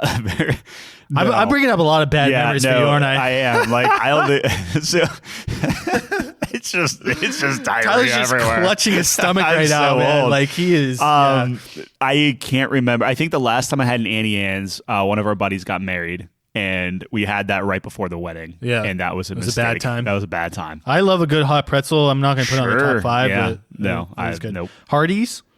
Maybe I was thinking of Hardee's actually instead of Jack in the Box or whatever. Hardee's is fine. Yeah, I like it, but not top 5 obviously. Panda Express. That's interesting. Is that fast food? Yeah. Okay. I don't think I've had course. Panda Yeah, it's definitely Express. fast food. They have a fucking drive-through. So the problem is I love Chinese food, but I've Yeah. never had theirs, so I can't speak on that. Problem with Panda Express is your local Chinese shop will be infinitely better. Yeah, ours is fantastic. Exactly. I So think it's Lin, and it's going to be Lin's- the same price. It's funny because our Chinese place, it has like a different name on any like takeout that you go to. I think it's Lin's Oriental Express is the official name. Yeah. They are phenomenal. Yeah, Great Chinese service. food, you don't want to do the chain, dude. You want to do your local shop. Yeah. Just like pizza. So it's like, and you're not going to be paying more. It's probably the same, and I would imagine. So it's a no from me. All right, 29. Here we go. Chipotle. That's got to go on the list for. Absolutely. Chipotle Talking is about, a yeah. fucking staple. I think it's worth mentioning. Chipotle has gone downhill. Yeah, a little in bit. Recent. It depends where you go. So the one I go to on McKnight, there's 2 on McKnight, I guess. The one I go to is in McCandless Crossing. That one's a lot better than McKnight. Yeah. So that one's still good. So I don't remember. McKnight has gone so downhill, and we live in Pennsylvania, by the way. Did I cut my rants about Chipotle on the last episode? I know we talked about it. I don't. We remember. talked about Chipotle on the last We episode? did. I don't remember if it was on. We the talked about episode or not. Suits, and I think I blacked out or something it was like a that. lot. If we talked about Chipotle, Yeah. it was actually the McCandless Crossing one where I had a bad experience. Oh, really? Yeah. Oh, that's right. You did tell me about that. Yeah. Anyway, Because that's because you were trying to order 2 at once. That's your fault, dude. I blamed you on that. Anyway, okay. Yeah, fuck that. Yeah. Chipotle is fantastic. Oh, one of the rules, which we're 29 in, and I got to talk more about rules. Are we saying that this is the best version of the Yes, food, like yes. everything else? Okay, That's always the rule. Chipotle is just on no matter what. Absolutely. Chipotle's on. Your best Chipotle burrito. You do a burrito or a bowl? I do a bowl. Yeah. Bowl's smarter. I just love burritos. So here's the thing with that is I do a bowl because then I can get the chips and use the chips Oh, you know, to it'd be fun? do the nacho thing. When we consolidate our top 5, we'll say what our favorite item on the menu is. 100% Yeah, agree, of course. yeah. Okay. Yep. Chipotle is, I think it's on, solidified, and we'll see where it goes. White Castle. I've never been there. I've been there one time. Super overrated. Okay.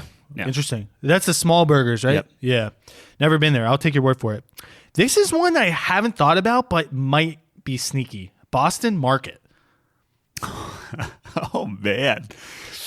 I kind of Tell you what, I kind of love Boston Market, bro. I'd put it as a maybe. I'd put it as a maybe. I'm put it on the list. Yeah. I don't think it's gonna make it. Yeah, but at least a shout out, dude. Because when I was young, there used to be a Boston Market on McKnight Road. Man, people are gonna pinpoint where I live. Yeah, but right. Triangulate dude, the your chicken, location. man, corn was real good. Green beans were great. Mashed potatoes. It's like you don't get that with fast food. That's Mashed like potato, some home you don't cooked have stuff. You don't have a better mashed potato. Oh my god, the corn was amazing, dude, and the chicken was good. Honestly, the meatloaf was actually not too bad either. It was I don't think I've ever got the meatloaf, but man, I remember my parents would come home with Boston Market. Because my parents weren't big on fast food when I was young, because they wanted us not to be fat as fuck. Sure. So, but they would do a Boston Market kind of deal, because that's kind of like a middle ground sort of. It's kind of more home cooked style rather than just burgers. You know what I'm saying? I don't know. I have a fondness for Boston Market. Papa John's. That's gonna be a no from me. 'Cause if we're talking pizza, this isn't my favorite one. I love Papa John's, but I'm not gonna fight for it. It's your favorite chain pizza?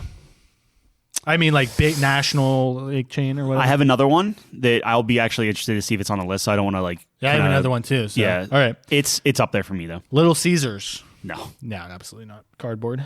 Starbucks. No. Yeah.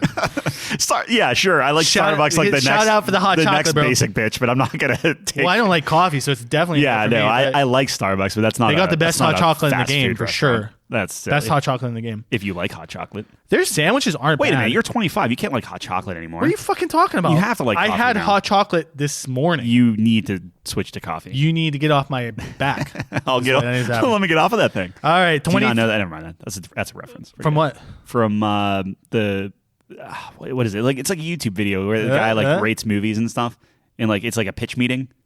Oh yeah, I know what you're talking about. Yeah, I don't remember that guy's name either. That's bad. 23, Quiznos. Is this the one you're talking about? No, but I love Quiznos. Wow, yeah. I like Quiznos too. I haven't had Quiznos in forever. I'll put on the. Honestly, it might actually be on my. It is on my list. Yeah. No, I would do it as a maybe. I don't think it's etched in yet, but yeah. Speaking of etched in, Five Guys is on the fucking list, bro. I'm just gonna check that off. Five Guys is amazing, man. You're not gonna get a better burger fast food anywhere, bro. No. Fries are insane. Proportions are insane. And we'll talk a little bit about our price is insane. The price is insane, but you get what you pay for. Yeah. We'll talk about our little philosophy there, what you value and stuff. Okay. Later on. All right, Cold Stone Creamery. No. It's good. It's good. It's great. good, but it's that's not what I think of when I think fast food. No. Exactly. Yeah, I want it's the fucking spirit burger. of fast food. This is something I'm interested to see your opinion on. Sonic. I don't remember actually going in. I know I've done it. Yeah. I don't remember anything about it. I like Sonic, but I haven't had it a ton. But I like it. I mean, the burgers are pretty good. Their apps are pretty good, man. Like their mozzarella sticks are fucking good. I don't want to skip ahead. How does that compare to Sheetz? Oh, fuck. I think their burgers are better than Sheetz. Sheetz burgers are bad. Exactly. So, yeah. But Sheetz might edge it out in the other categories. Like Sheetz fries are definitely better. Mozzarella sticks are pretty good both. So it's hard to mess up a mozzarella stick. Like jalapeno poppers are a go-to for me. The problem with Sheetz, and this is actually, it pains me to say this, originally Sheetz would have been on my top. Right. But you start seeing, because we live like 2 minutes from 2 Sheetz. Yeah. And you're starting to see, so like their breakfast burritos used to be amazing. They're terrible now. Dude, I remember you remember when we did a 24-hour stream? Yeah. I got a breakfast burrito, and it was so fucking good. It was, well, also we were delirious. So who knows? For anyone who doesn't know, dude, we had a 24-hour stream for Extra Life or whatever, and I drank a whole case of beer, and I literally went through all the stages of being drunk throughout the night. Like drunk, belligerent, hungover, dead. Quiet, yeah. They changed their recipes for that. Yeah, that's all like frozen now.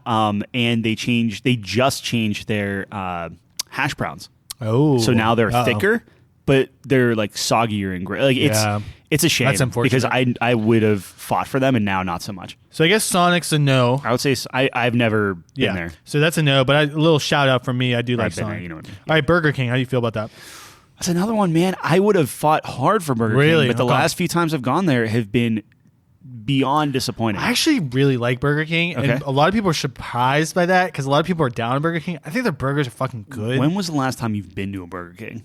Because the only time I go to Burger King now, a couple years ago. So the only time I go to Burger King now is if we're doing like a road trip to Wisconsin, and it's just in a rest stop. Sure. Yeah.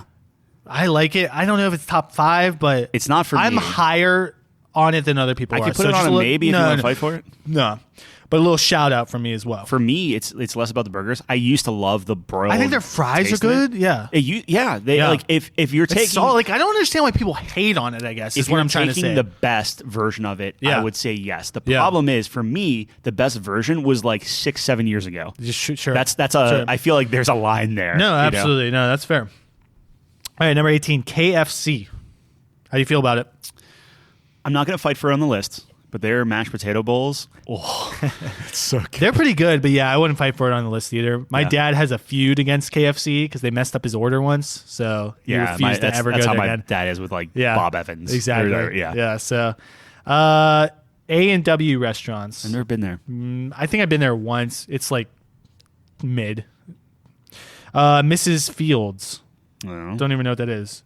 Chocolate chip cookies, I guess. That sounds good. Oh, yeah. Mrs. Fields was... we had those in the lunchroom. Oh, really? Subway. That sounded like such a condescending... Oh, really? Yeah. Fucking idiot. Oh, yeah.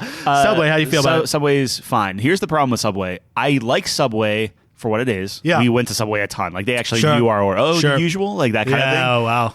And that actually was right next to the GameStop where we used to work. So like, that was okay, easy. makes sense. The thing is, with Subway, if you have to start advertising like all new turkey, all new bun, this is real guac, this is real tuna. If you have to advertise that the tuna you're selling is real tuna, I don't know. It's always been their thing though. Like this is the healthy fast food. This like we no, I'm talking like they're marketing now. Like they're talking like, hey, we redid our ham, our bread, our tuna, our cheese, like all this stuff. Yeah. It's like it's all new. It's like, well, what were you selling fucking paying Tom Brady and fucking everyone.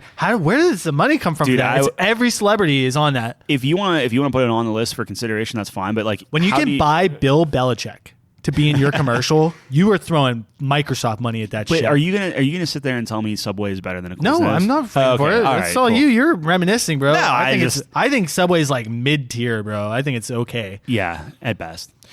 McDonald's is number 14, and it needs to go on the list. It needs to go on the fucking list, bro. I love McDonald's. I know. I love Mickey D's, man. I worked there. It's my spot. You never worked at McDonald's, right? No. Okay. I worked there, so it's tough for me to separate. Yeah, that's tough. That's tough. Chelsea loves it. We talk about breakfast, dude. I mean, it's a well-rounded establishment. Well, that's what I'm specifically thinking of. Is like that's gonna. But I love the lunch too. The breakfast, yeah. But I love the lunch too. All right, well, it's on the list. We'll talk about it. Good. Domino's. No. Well, that's the pizza I like. Yeah. I don't know if it's top 5, but I would put it in a maybe. That garlic crust gets me every time. I'll put it on there because Domino's is very good. I just have fond memories of like we would play D&D and we would get they had like a special for medium pies. Yeah. So we'd go up to Slippery Rock where my buddies were at, which is a college up north. I remember that like some people are fucking Germany listening to us. Like, what is a Slippery Rock? There's a college up north from me. And we'd go up there, stop at Domino's on the way, get 3 medium pizzas or like 4 medium pizzas because it was like $5 or something. Yep. 3 for $5, yeah. And just split them up, man. It was so fucking good. Dude, I would do that where I would work like 6 days a week at GameStop, and then my day off, I would sit in my apartment, order 3 pizzas, and just eat that all day. Oh, God, you were disgusting. I know. That sounds good. I know. It sounds good though. All right, let's put it as a maybe. 12 Popeyes. No for me. Some people are really big on it. I haven't had it enough to be on that level, but I respect the people that like it, but it's going to be a no for me as well. Panera. I had that on my list because I was curious on what you would think. Again, if we're picking the best, I love their mac and cheese. Yeah. But I like it, and not to jump the gun, but if you take the mac and cheese, you put it in a bread bowl. So I love Panera because I get a French onion and a Caesar salad. That's good too. And anyone who knows me, that's a 1-2 for me, bro. Like I love that shit. I'd put it as a maybe actually. I like a maybe for that. Speaking of maybes, Taco Bell number 10. That's on the list. Yo, it's on? Well, I'm not saying chiseled, but like it's on a maybe for sure. Yeah, we absolutely. Gotta talk about it. Breakfast. I've never had the breakfast, but I hear it's fucking amazing. It's not. Is it overrated? A little overrated? McDonald's wins. It would be a very. You're gonna make some enemies saying that, I think. What? I don't know, dude. I'm telling you, some people tell me the person that's telling me that's saying.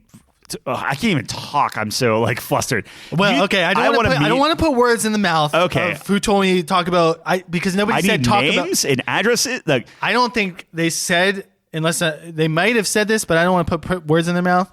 But I believe our research department has informed me that Taco Bell breakfast was amazing. I don't know if he thinks it's better than McDonald's. Good. I'm not going to say but he did tell me it'll change your life. I'm sure we'll get a text message. Yeah, right on now. Monday. Yeah. Yeah. But it is not better than I haven't had it. I need good. to do that. But even for just the not the burritos, but the fucking, its main menu and shit, love Taco Bell.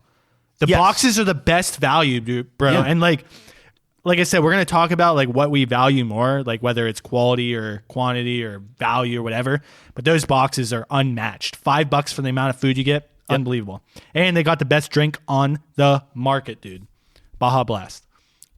Yes. Yeah. Oh, fuck. This is going to be a tough list. Number 9, Chick-fil-A has to go on. Yeah, it's on there already. Fuck. We're running out of room. Yeah, that's fine. We're running out of room. Number 8, Pizza Hut. Is that the one you were thinking of? No, it wasn't. No. Yeah, I'm not big on Pizza Hut. Arby's is 7.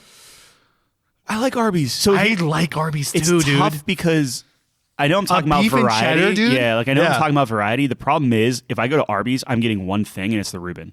Oh, okay. Yeah, the Interesting. Arby's has again. You're a if big if Reuben picking guy. if Yeah. you're taking the favorite, like the best thing. Yeah. Arby's has my second or third favorite Reuben I've ever had. We take the best out here, dude. Yeah, let me make sure it's on the maybe list at least. Let me put it on maybe. I love a beef and cheddar, and on there, yeah. it's one of my favorite. I know you said it's hard to fuck up, but the mozzarella sticks are really good. I always get mozzarella sticks when I go The to mozzarella Arby's. sticks are good. They have the strudels. Yeah. No one else has a strudel. Their milkshakes leave a little to be desired. They always advertise their milkshakes like it's Yeah. something good, but to me, it's a little too thick. Curly fries?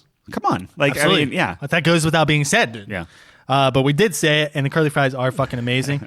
I don't know if we're gonna get. Nice transition.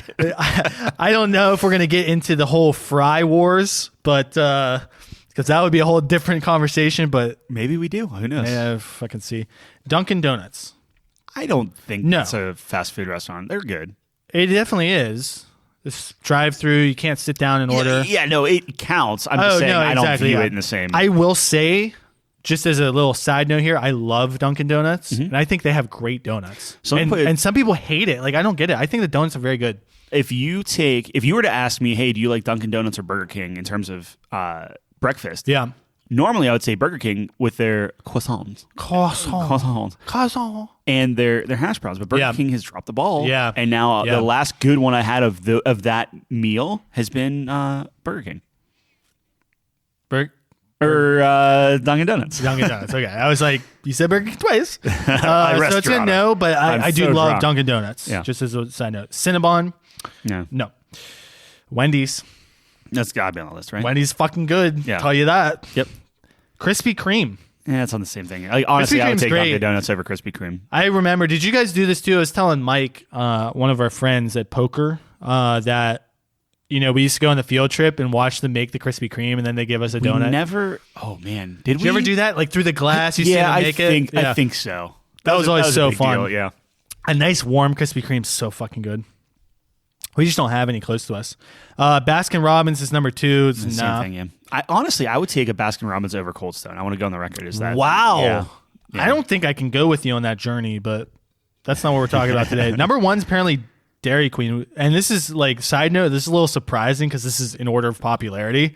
Dairy Queen's the most popular fast food. I put that in I quotations. mean, I guess that I could see It just said more than 175 million blizzards. So wait a minute, we're at the end of the list right now? Yeah, that's We went number off of 1. 50. Holy crap. All right. So I got told you we some- could speed yeah, run yeah, it. yeah. No, What time are we at? Yeah. I got some stuff here. So we got some maybes. A lot of ice cream places. Maybe that's a different list for a different day.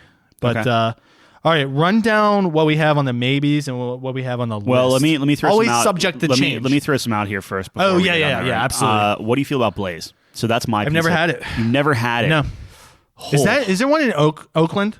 There's one in Cranberry. Is Like, there one in honestly, Oakland? Because I went don't to know. a pizza place like that in Oakland, and it might have been a Blaze. I don't know. I'm gonna look it up. But Yeah, keep you can going. look it up. So Blaze was one. DeBellas. If it is Blaze, if that's what I'm thinking of, it was pretty good. Yeah. So I think I'm having that tonight for dinner. If Chelsea actually brings it home, yeah. What do you feel about DeBellas? Good, solid. Better than Quiznos? I think so. Yeah, I think you're probably right. That would be my sub shop of choice. Okay. Not that we have to only That have makes one, sense. but Yeah, that would I be wasn't it. thinking about. I was thinking about bigger than that. But Yeah. And honestly, everything else is on the list. Okay, so putting Blaze aside, just in case. So we have Chipotle, Five Guys. Five Guys is on the list. Like that's yes, on there. Yes. So Chipotle, Five Guys, DeBellas, Taco Bell, Wendy's, McDonald's, Sheetz is gone. Let me delete that real quick. Chick-fil-A, Burger King, Arby's, Panera, Jimmy John's, Quiznos, Subway, Boston Market, and Domino's. Wait, Subway is maybe. Nope. Let me delete that real quick. So get rid of the subs. Might have. Get rid of the subs because DeBellas is the best sub. All so right. that's an easy like. Quiznos, You know what I mean? Jimmy John's, and Subway are gone. Okay, yeah. So I think that's an easy narrow down. Yep. Sorry,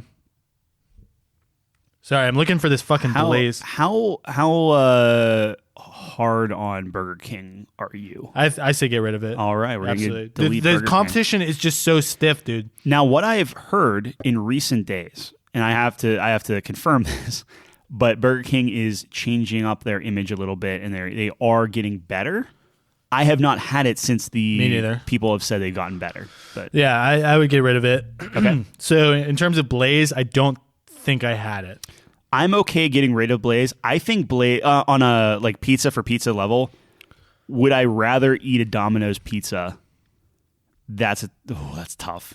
Domino's is so bad, but it's so good. That's what I mean. Yeah. Is Domino's is so bad. So Blaze, the reason why I'm like, oh, I'm good eating like pizza is my downfall. Like Yeah, I'm on of a course, diet. I yeah. actually lost like I'm down like almost 10 pounds now. Wow. Yeah. Good for you. Well, it's good, but I was so far off from holidays Yeah, that I'm sure. back to like my Yeah, normal weight. yeah. But I love Blaze because it's like here's 600 calories. It's filling. It's good. You like it's a thin crust. You Right. know? Yeah.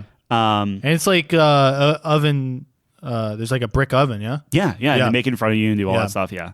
I think it must have been a Blaze. I couldn't find it on Google, but I'm telling you, if it wasn't Blaze, it was the same fucking concept. I do love Domino's pizza though. Yeah, me too. Personally though, I like Papa John's more. That's Oh, just wow, me. interesting. That's the type of pizza I like. I'll be straight up with you right now. I don't think any of those make top 5. Any pizza place? Nope. If Blaze is not on the list, then I agree with you. Yeah. Okay, so we're gonna I'd just take out. sack 'em all. We'll take Domino's out. We'll take Blaze out. Papa John's was never on the list. Papa John's never there. Yeah. I would take both out. Okay. I'm Because good I with just that. think there's so many better contenders. How do you feel about something like a DeBello's? Do you think DeBello's deserves to be on the list? Personally, no. Okay. Because I'm just not a huge sub guy. I love sandwiches. That's my second favorite food. Oh wow. Yeah. Okay. Well. All right, Let's leave it there. Let's leave it there. Let's I'll say. little So spot right now there. we have Chipotle, Five Guys, DeBello's, Taco Bell, Wendy's, McDonald's, Chick-fil-A. Well, Five Guys is on the list. Yes. So I think Chick-fil-A has got to be on the list, bro. I think you're right. So for me, like, okay, let me for giggles, let me put Sure. Chick-fil-A on the list. So now we're looking at three options. I think it's that good. If we're talking about How do you feel about Chipotle? I like the Chipotle should be on the list Yeah. then, right? Yeah. So now we're down to 2 options. Now we're down to Okay. 2 options. So out of those 2 options, we have DeBello's, Taco Bell, Wendy's, McDonald's, Arby's, Holy Panera, shit. Boston Market. Okay, get rid of Panera, Boston Market. Okay. Those were some. Panera's pretty good. Panera is pretty good. I know which 2 I want on there. Yeah, I know you do. Is Taco Bell one of them? No. Okay. The only reason why I'll delete Taco Bell right now. Taco Bell's fucking close. Just for anyone who cringed yeah. at that, it's not like I'm The only disrespecting Taco reason Bell. why I'm okay with Taco Bell, and I know this, we could have 2 Mexican. Yeah. I'm putting air Yeah, quotes no, right, Mexican yeah. places. We always end up Chipotle's doing just that good. though, right? Like we don't like having 2 of the same kind of thing on there. Yeah. Although, I mean, yeah, I totally understand where you're coming from with that. So we have to pick 2 out of DeBello's, Wendy's, McDonald's, and Arby's. Would you like me to tell you what 2 I want on there? It's going to be Wendy's, McDonald's. Absolutely. Yeah. So convince me why DeBello's should be on there. Over which one, too? See, that's a tough one for me. If I was really I'll take Arby's off. I think Arby's has a great sandwich, but am I gonna go to like I've passed Arby's a million times on a night. I've never thought about that. I always think about Chipotle and whatnot. There's a cat behind you, so if you back up just so you know. So out of those 3, for DeBello's, Wendy's, McDonald's, if it was me, I would take Wendy's off and put DeBello's on. And the reason being is Wendy's, I'm going there for the burger and fries. Yeah. And Five Guys nails that better than Wendy's. That's a great point. Wendy's has breakfast, not nearly as good as McDonald's. You know what? You sold me on that because if I'm going to do that for Taco Bell, I got to do that for Wendy's. You know what I'm saying? That's an I used to be a super It hard, hurts like, because give I me a Wendy's love burger. a fucking Wendy's It's burger. good. But of so course good. I'd pick a Five Guys burger over that. 100%. And McDonald's to me is more versatile Yep. than a Wendy's. So I agree with you. I think And I'll, I love I'll Wendy's. handshake I you will on take that. a Wendy's over McDonald's any day. Of course. But the problem is, like, Wendy's has the Frosties. They have, like, the spicy chicken. Like, even the grilled But chicken's to good. me, this is a very much me Chili's thing. Chili's very good at Wendy's, too.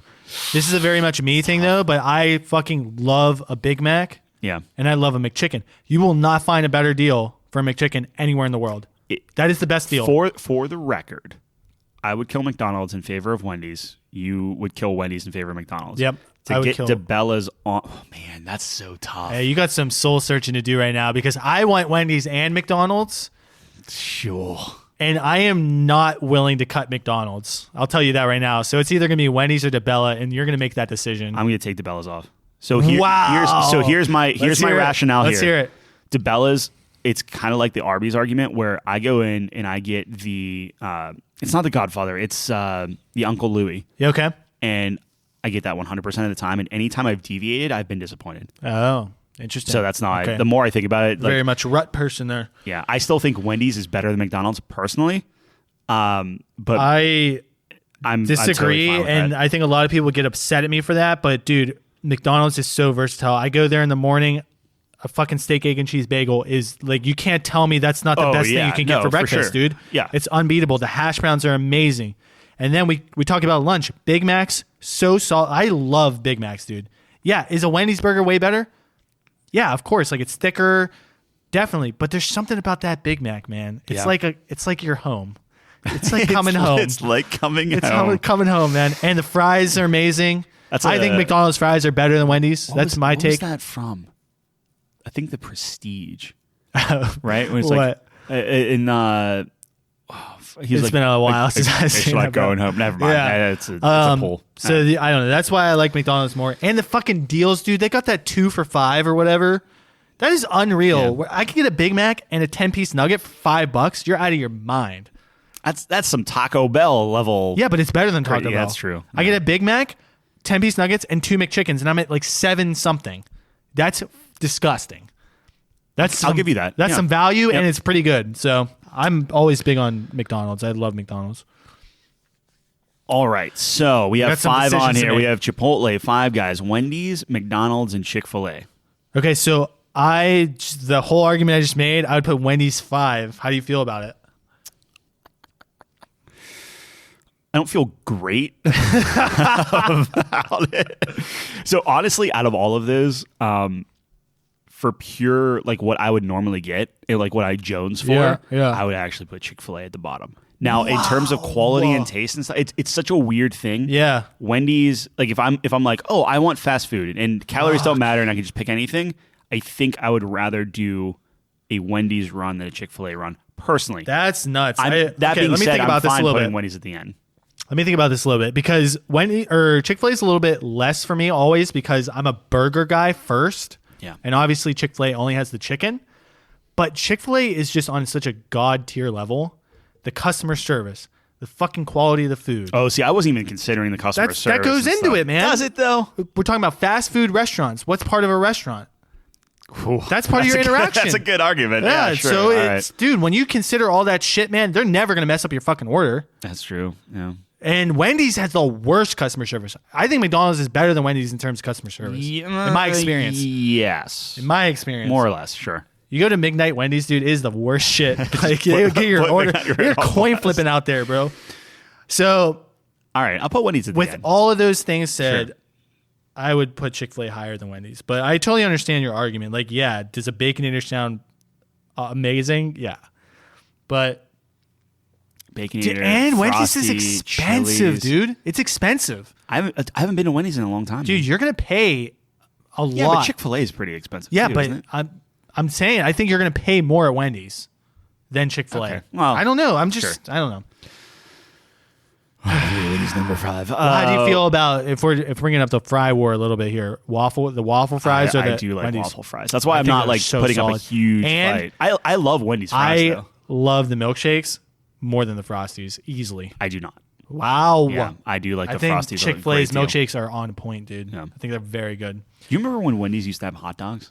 I don't think you were born at that point. Yeah. Not, dude. That sounds like a terrible idea. Do you remember when Wendy's had a pita? No. Do you remember when Wendy's had a salad bar? You're too much. Oh nah, my! you're breaking so my mind. The one thing is, like with Wendy's, I would go there after church every Sunday. Oh, I see. Every single Sunday. Wow, Yeah. that's interesting. I got a garlic stick. Yeah. And I got a hot dog. Wow. Maybe. That's really Yeah, weird. yeah, I know. Garlic That's stick weird, and hot yeah. dog. All right, Wendy's 5, I think. I think a lot of people are Okay. going to get mad at that, dude, but I am very firm in my fast food philosophy. So what would number 4 be? Are you saying Chick-fil-A is number 4? Or, like, do you think would McDonald's? you put McDonald's over Chick-fil-A? I think, personally, I would have to. Okay. I'm cool with that. Don't get me wrong. I like Chick-fil-A. It's obviously on the list. I'm cool with that. Okay. Wendy's is number 5. Chick-fil-A is number 4. McDonald's 3. McDonald's 3. And now we have to This is easy for me. battle out between Five Guys and Chipotle. I think Chipotle 2, 5 Guys 1. Oh. That's me. Dude, I'm a burger guy.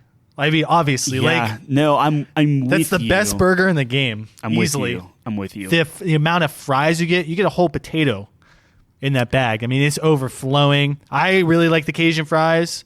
So I started, and we'll talk about our top, and I don't want to like belabor because we are talking about like what are we ordering from each of these places. Right. So I will give you that. I think personally, on any given day, I would much rather have a giant Chipotle bowl with like a massive bag of chips and just scoop and like do like kind of like these nacho things versus don't get me wrong, I love the burger and fries, like it's amazing. I always feel terrible after eating all this because I'll eat a large fry myself, like no problem. Easy. Same. Yeah. Large, holy shit. Yeah, I know. Dude, I get the small and that's enough. Nope. Which is crazy. No, like a large fry, like, hey, this feeds like 12 people. That's like I will crush it. I'm nutty. terrible. Yeah. I just did, the last time I did it is I got 2 burgers instead. I think that's what I'm doing from now on. Wow, you are two little freak burgers. of nature. Yeah, I know. All right. But they also have milkshakes too, man. Yeah, the milkshakes aren't amazing. They're okay. But what does Chipotle have in terms of drinks? They have all these weird kind of drinks. That's true, but when it comes to like the drinks and the milkshakes and stuff, like Five Guys is literally like burger and fries. Where Chipotle, you do get some options. You get like, do I want steak? Do I want chicken? Do I want barbacoa? Yeah, okay, that's fair. Do I want the queso this time? Do I want the sour cream? Do I want the Hey man, guac? I'm a burger guy, bro. I don't know what to tell you. I love it enough, and I think Five Guys is good enough. I love Chipotle. Don't get me wrong. I love Chipotle, but Five Guys always feels like a treat for me too, because like Chipotle is pretty accessible to me, but I have to be somewhere else to get Five Guys, like downtown or something. And see, with me, there's literally a Chipotle next to a Five Guys. Yeah, exactly. So right. So it doesn't matter for you. So maybe that's factoring into my experience a little bit. Okay. I mean, I've had Five Guys plenty of times, but I always get excited to go to Five Guys. Yeah. So no, it's like hey, a man, little treat for me. I'll give it to you. All right. So to read it down, we'll read it up, so to speak. Number 5 is Wendy's. Number 4 is Chick-fil-A. Number 3 is McDonald's. Number 2 is Chipotle. Number 1, best restaurant, fast food restaurant. Thank you. For Couch Company is Five Guys. I am happy. I'm happy with it. You can't go wrong with any of that I think stuff. we're going to get some flack. Probably, yeah. I don't give a shit. When don't we? That's true. I mean, I was trying to think of like the list and check out our first episode of the year where we literally rank all our lists from last year. But I was trying to think of like the best list we did. Like in terms of best, I mean like non-confrontational, I guess, or people most agree on. I'm not sure what it was. I'm sure we talked about it in the first episode. Most people agree on? Yeah. Yeah, it's tough. Does something come in mind for you? No, I don't know. I don't know either. There's a couple, though, where people were like, yeah. I remember Candy was one of them. Where like, Candy was okay. Solid. Consoles were fine. Like console, it depends on how much of a Sony It depends what fanboy side of the war you were on for that one. All right, so for Wendy's, what are you getting? I used to get a Baconator, but I have changed my order officially for Wendy's. It is now a Dave's Hot and Juicy Triple with fries. And either a Dr. Pepper or a Frosty, depending on how I'm feeling. Okay, and that's like a consistent thing. Like that's what I'm a rut person. Yeah, as anyone who knows me knows. So that's what I'm getting 99% of the time. So I have 2 options for Wendy's. One, I'm right there with you. Dave's Hot and Juicy Triple. Mimic that. The second one would be I do a grilled chicken. Okay. With a large chili. Oh, so it's depending if you're watching your calories. Basically, yes. Yeah, okay. I think their chili is phenomenal. I've heard great things about their chili, yeah. And honestly, if we're talking about the best, like the grilled chicken is very, very good too. Okay. So I respect it, yeah. It is what it is. Chick-fil-A, what are you getting? I get a number 1 deluxe with a large waffle fry and a cookies and cream milkshake, man. What is the number 1? It's just the chicken sandwich, but the deluxe has the tomato lettuce on it. And so cheese. I get the biggest nuggets they have. Okay, yeah. Nuggets are good. At the given time. So if they are running a promotion where like, hey, there's a box of 20 nuggets. Fuck yes. Give me that 20 Absolutely. Large fry, obviously. And then I'll typically go with the Dr. Pepper. Fries are so good, bro. Another thing, I won't go milkshake. I actually like their ice cream. It's a weird, hard consistency, but I do like it. But the other thing is I hate their ice. Their ice is like mushy ice. Like it doesn't crunch. Like if you put the ice in your mouth and try to chew it, it like collapses on itself. It's such a weird thing. I never get ice. That's something about me. So I order without ice. So that's never a problem. So I always get a milkshake at Chick-fil-A. I love their milkshakes, but they got some great drinks, dude. Their drink game's pretty good. Like the sweet tea and everything, or the frost and lemonade. I mean, that's what my mom gets all the time. And People like that. So I think Chick-fil-A is solid, dude. Yeah. I mean, it's number 4 on our list. All right. So number 3, what do you get at McDonald's? Breakfast. Do like a breakfast. It's a steak, egg, and cheese bagel with a hash brown with an extra hash brown and an orange juice. So with me, it would be that. But instead of the extra hash brown, I'm going to grab a duo of the breakfast burritos. Oh, okay. Yeah. So are those $1? Though I don't know. I think those are on the $1 menu. I've dabbled with doing the steak, egg, and cheese bagel hash brown, and instead of an extra, doing like a egg McMuffin. Dude, at my heaviest, I was literally getting 2 steak, egg, and cheese bagel meals. Oh my God. And getting the 2. That's expensive, bro. It's very expensive. That's good though. It's like 3 days worth of calories. It's terrible. Steak, egg, and cheese bagels are they hit different. They're so good. Yeah. What drink? Orange juice? Chocolate milk? Yeah, I don't know. Definitely not chocolate milk. Chocolate milk's a scam, dude, because they give you the kids meal one. Yeah, I don't like I would probably get a coffee. Like that's just me. Yeah, you're an adult. Forgot. Number 2, Chipotle. All right, Chipotle. Oh, here we go. Okay. We didn't really talk about the lunch thing for McDonald's. Oh, sorry. Yeah, yeah. Really I do. I get so the promotion that's going on right now, 2 for $5, Big Mac. Big Mac, 10-piece nuggets, barbecue sauce, 2 McChickens, and if I'm feeling fat, I'll get a large fry as well. I will absolutely get the fries. That's the best thing at McDonald's. And I would probably say, I'd probably do like a quarter pounder or something. And I love that like because there's nuggets. no drink. I'm not a huge soda guy. No, yeah. So like if I can get a deal with no drink, fuck yes. Dude, if I'm going to, I don't care about the deal so much as like if I'm going to save room, like I want to put another burger in my stomach before I want to put what I mean about a deal is like exactly like I can order more food instead of like, it makes more sense for me to get the drink. Right. Then I'm all about it. So that's I love a Big Mac, dude. Big Macs are, oh my God. And the nuggets, dude, the nuggets. I like their nuggets better than anyone else's. If they're the best, like if they're the freshest, yeah, sure. Yeah. I'll give you that. We're talking about best. Chipotle, you want to go first or me? That's all you mean. All right. Burrito, white rice, black beans, steak. Sometimes I do double depending on how I'm feeling. Mm-hmm. I do cheese. I do hot salsa. I do lettuce, and that's it. All right. If I'm not watching calories, I'm doing the bowl. Yep. Right. Now, what I'll do is I do a side of chips. I'm sorry. Well, yeah, obviously. Sure. Implied. You do the brown rice, you do the black beans. Okay. And I will say half steak, half chicken. Now, people don't know what to do with that because you're risking it at that point, yeah. Well, I'm risking it, but usually what happens you get more. is you get more. I see. And you don't have to pay like the $3 extra or something for it. It's silly. Yeah. But, and then I'll get just like medium salsa, mild salsa, guac, cheese, sour cream, all of that. And then I just use the chips to scoop it out. Yeah, you get like a kind of nacho kind of thing. Yeah, that's pretty good. And then Five Guys is... recently, like if I'm just getting, I will get a cheeseburger with ketchup, mayo, I think pickles, onions, tomato. Like it's basically a Wendy's burger, which is better. Yeah, and then a large fry. I get a double bacon cheeseburger, onions and lettuce, barbecue sauce. And I like the Cajun fries. I like the Cajun fries. Like they've been way too. Like they've been over seasoned whenever I'm getting them, and I haven't been there in a little bit. Yeah, but when we're talking about best, you're right. It's best. The Cajun fries are good. If you're getting a small, then that makes sense. But if I do get a small, they're just like put it all in there. Yeah, and I would much rather have blander fries if I get more of them. And then for that, I don't do a drink. Like again, it's not a combo, so fuck the drink. Maybe I don't need a a milkshake. drink. I'll do a water, like a peanut butter chocolate banana. I do milkshake. A water Chipotle too. I just get a cup for water. Yeah.